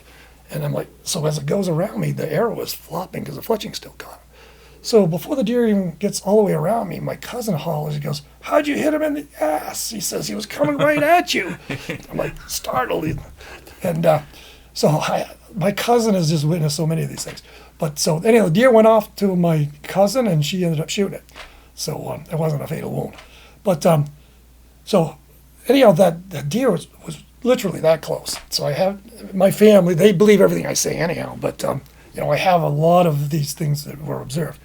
Now, see, just about 2 days before that, my wife, I bumped a couple of deer, and one went to my uncle, the doe and a skipper, and he shot the doe, and the little one went to my wife. She was standing on a rock about 3 feet in diameter, all covered with flat and mossy, and so she shoots with a muzzle loader, get the smoke. We used the black powder back then, and so when I get to her, she's like, I said, "Where was the deer?" She says, "Well, it was like 15 feet from me." And then says, "After you shot," she says, "Well, it came through the smoke." She said, "It actually took the moss off the rock here with me." So I said to her, "Why didn't you grab it on the way by?" Just a little 55-pounder or something like that. She ended up, I'd say, graze it on the nose. Sorry, people, but because it was these little short hairs and a couple little drops of blood. So hopefully it was fine. We never did retrieve it. We probably spent about 4 or 5 hours till the end of the day. But wasn't much to go by, just more grid searching of that. But anyhow, so it was like 2 days later. So when I tell my story, she's like, "Why didn't you grab it on the way by?" I says, "Well, it had a lot of horns." See? He's pretty big. Yeah. But so that close encounter, so I shared that with the gentleman, as well as some other close encounter things. So he literally said, "Dude," he says, "I'm sorry." He says, "I really don't believe this." He says, "Not that I should call you a liar, but," I said, "No, I told you, I don't expect you to believe it." So all of a sudden we heard a snap, and down at that entrance corner of the field where we come from, and there was only probably 25 feet of brush and brambles and stuff before there was a little backwater from a beaver area, and so it was pretty wet, so it was pretty narrow real estate there. So we heard it in that. So he says, "Hey, you think it's a deer?" I says, "No, it's a bear." He's like, "Why you say it's a bear? How do you know it's a bear?" I says, "Because the deer will walk right down the edge of the field. They don't go through that shit." Yeah. Pardon me. And so it's like, psh. So I don't know. I says, well, wait. So sure enough, probably 3 minutes later, you can see, his ears and stuff over in between stuff. It's like, then it turned around, thud, thud, thud, thud, went away. Said, "You're absolutely right. It was a bear." He says, "I can't believe that." I said, "Well, no." I says, I just been observing the stuff in this area, what they do, and so forth. And, bear will go across the field once in a while, but more times they go through the brush right there. So then I says, so we started talking, and I told another story, of course. And then look up and said, "Oh, here comes 3 deer down the field." So they're coming. They came out exactly where we did into the field, noses down, right up to us, right? So it was a fawn, two fawns with a doe, and so right where I bent down onto my knee with my bow there, and I could have shot. He had already said that he's only looking for someone with a bone on his head. So I said, "Well, you were here. I won't shoot you. But I'm low enough. If you change your mind, you're elevated. Just shoot right over top of me. I won't bump up and stand up in front of you or something." Not that you should do that, but it was a coordinated thing. Yeah. So they came up through there over the next 10 or 12 minutes. And Mom was a little further out, 30 yards maybe out, but one of the fawns was really intent on the scent. Came right up where I came. So where I said I went in 3 feet and then turned 3 feet, well, I'm sitting down with my arrow pointed in halfway up that 3 feet. That fawn came in, turned its head and shoulder, sniffed my broadhead. I kid you not. I don't have to say that, but I don't normally say that. And when he did that, I was using the older launcher style rest with the 2 prongs. Well, I had taken a second launcher rest that I had on my wife's bow. She stopped hunting, so I took one of the prongs and I put it over the top, so I could, move my without arrow it clanging off. Without it clanging off. Yeah. So that was pretty cool too. Not that anybody uses the launcher rest anymore, but that worked great. So I ended up sniffing it and knocked the arrow through the rest. Clunk. Stood there for another 30 seconds. I went back, and they were within 35 yards of us until it got dark. Yeah. For like 30 minutes after dark, he says, I gotta go. They're blowing the horn out there. They're thinking I'm lost or hurt. So we were talking to each other, and Mom did blow. Yeah. And they took off. So he's like, dude, I apologize for calling you a liar. He says, I never would believe I believe everything now. So he says, they're not going to believe a thing I say unless you got to come with me. And so I did. But my best friend there from Florida, he's a very calculated person and not very trusting. People have to earn trust and things like that. But I really have to tell this story, Pat. We're here. Let's go. I met him, not everybody's they're going to fall asleep. They're going to run out of card. But so the first time I met this gentleman, he was a retired engineer, and he was working at the place I worked at, but next door, the next building over. So where I work, we have a lot of wildlife around and so forth. So we had this squirrel. Actually, one of the gentlemen in the next shop over had started feeding the squirrel. So I'd go down and he'd say, hey, watch me feed the squirrel. So the squirrel got to know me. So it started coming to visit me. So we'd leave the door open and the squirrel would come in. So I'd be at my desk once in a while and the squirrel would come in and I had crackers and stuff. I'd feed it. It would go up and drop them into the notebook binders on the shelf and go back for more. So one day I was writing, right? So the squirrel comes up and I ran out of crackers. I'm like, I'm out of crack this dude. So he grabs the end of the pen. He starts doing this. So I grabbed a piece of paper, scrap paper, and I put it down. And I said, dude, I don't got any more crackers. I'm confusing the peanuts to another story with my guy at work. But so he ended up grabbing it again. So I had this little scribble. And he wrote cracker out? No, he didn't. He didn't. But there was this little scribble on the paper. So I wrote this, squirrel art, with a date on it. Yeah. So I was in my uniform. So I came back. That's cool. I came back on my day off. All right. And I was like, I got to get this on camera. So I brought in a video camera. So I set it up. Oh, I'm here to videotape my squirrel drawing art, and just play a stupid part. I love it. Well, you can see it in my personality, right? Yeah. So I'm there. So I was there for, I don't know, probably an hour and a half on my day off. And finally the squirrel comes in, and so finally he ends up grabbing the thing. And so I get a little scribble on the thing, and then he got bored. He took off. So I'm like, hey, we got it here. I put it to the camera, got this art, and I sign it, the date, so forth. So I grab the camera, shut it up. And I walk out the door, and there's a fairly good-sized bear, probably 250 plus. I know it's hard to guess, but up there in the national forest where I lived, I literally have hundreds and hundreds and hundreds of experiences. And so I've probably seen maybe 10 more than 300 pounds. That's it. Yeah. The long hair, it's hard. Mm-hmm. It's the ears that do it, and the teddy bear look. They're 500 plus. Yeah. But anyhow, that's all they have once. But anyhow, so I kind of do the Blair Witch thing at that time.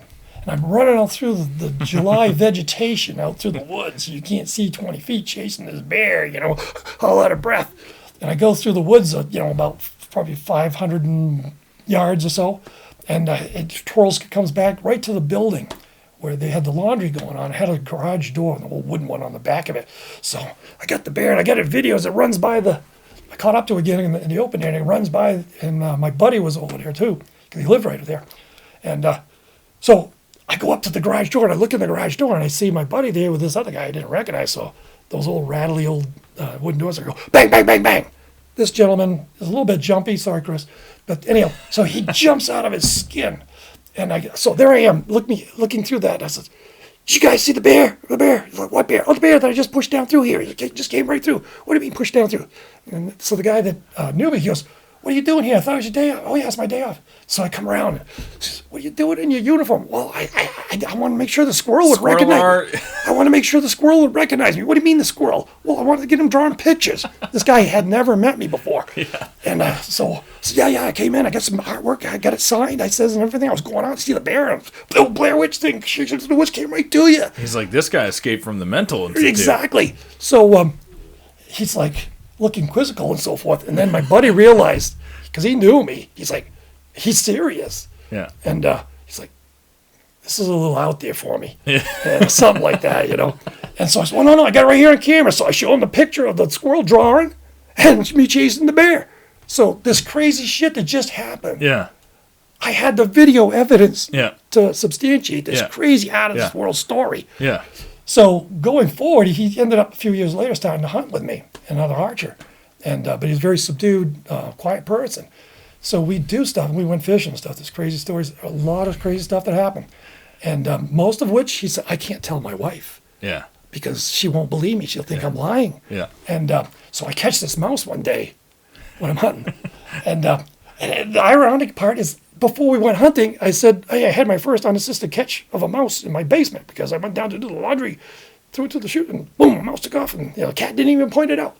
And I'm going to the woods, there's a mouse picking out of the snow. So I had to go like a half a mile. I come up to him. It's the last day of bow season. And so I get to him. I say, okay, it's catch and release. I had my turn. Now it's your turn. So show him it's a mouse. So he's reaching in his pocket. And I'm like, okay, here you go. I'll let it go for you. He's like, he puts his phone back in his pocket. He says, I can't. I can't tell it now. I can't tell my wife now. She won't believe me. If I could have I was going to take a video of it to show her. But, oh, yeah, crazy stuff. Fishing, oh, boy. But anyhow, so that's a little bit about me. Hey, we're going to do another one because there is a lot more. There are a few more little subtle things, but those are most of the ones. But the deer scent and deer, especially in people areas. But even last year, I told you this story, part of it online, with Hal Blood. Went up there, and the first person to get a deer this year was, I think it was a 192-pound wide 8-pointer. Yeah, I remember that. Yeah, and so that was his Chris Dalty's nephew, I believe. Mm-hmm. His name was, on the tip of my tongue, Rob Mancini, I think it was. And so he was staying in the same building that I was with the other. American Plane. American Plane, yes, thanks. I told you I was going to stumble on my tongue. But so he told his story at the lodge, and then later we went back up above. I said, hey, dude, you got to tell your story again. And of course, he'd already told, that would be the third time because he'd already told everybody else, but I got there late, so I had to have him tell it again at the lodge. So he told the story again. Very short, sweet, 5 sentences. Not like me. But anyhow, so I had time to think about it, or immediately thought about it. So I said, please, I want to share your excitement. Tell the story again with all the other hunters here and so forth. Feed me your energy. So he does. And so his basic story is, I'm walking along a trail up by the Canadian border, he says, and all of a sudden I hear somebody walking behind me. I'm like, who's walking up here? Who else is up here, walking on this trail with me? So I turn around and look, and there's this big 8-pointer with his head right down, checking the does, walking right along behind me. So I watched it for a few seconds, it's still coming. He says, finally, I'm like, I got to turn around and shoot. So I turn around, and the deer picks his head up and jumps off to the side, stop, boom, I shoot once, and then I shot again, and, when it took off. So, but then I had to drag it out of this nasty stuff. That's why I'm here so late. Yeah. So that's his story. That's how he tells stories. And they're very good ones. So I started repeating. So you're walking down the trail. And I said, so was this just a deer trail? Yeah, you want more depth. And he says, well, actually, this one, I believe he said it was kind of a hiking trail rather than just a logging road. It was like a hiking trail. And, or at least had the appearance of like a hiking trail. So it had been beaten down by people, it seemed. So I says, so you're walking down, you hear it behind you, turn around, you watch it for several seconds with his nose down on the ground, checking that doe. He says, that's right. What else would it be doing? I says, what was it? And everybody, there was half a dozen of us there. So they're like, well, what else would it be? So that's what they do. That's what bucks do. He says, well, it couldn't have been smelling me because it would have taken off and been gone, in a flash. I says, or would it? And I was like, hey, as I said in the text, just think about it. I says, if their nose is good enough to smell a doe and determine direction, things like that, maybe sometimes they might have to go a little ways on it to determine the direction. I said, but I'm sure it smelled you too. I was like, So then I shared some of those stories, some of which I haven't even shared yet, but about the scent and the way deer follow me to the stand, and I will use that. When I go to my stand, I always go in a shooting lane. Mm-hmm. If I'm having to use an access. And like you said earlier, they'll come, change the direction. That's a lot of times they'll stop there. So the big bucks up north, who knows? But I've always been conscious going to my stand, but once I get to the tree, I rarely will go out into a shooting lane. Do you do that too? Because if I happen to cross a trail that is, or like a scrape or something that's close by, on the way into my stand, I'll make sure to cross at a certain point where I have a shot, but I don't like to go out in front yet. Yeah. Well, I usually have multiple shooting lanes. Yeah. Most places. So if I have to, when I say a shooting lane, I may have others behind me and all around me. Right. But if I'm condemned sometimes to come in and across the best one, I want to come in and I want to walk down the shooting lane that I can see. I've had the deer physically come into the shooting lane and walk halfway, scenting me. Yeah. What does a deer do when all of a sudden sees something that's different? Makes it wonder a little bit. Yeah, it stops. It'll perk up. What do? They want deer's walking at. How many times you see them walk at you? They stop. They see you. They turn broadside so that they can push to go away. Mm-hmm. They turn broadside, even if they're setting up to push and do it fast.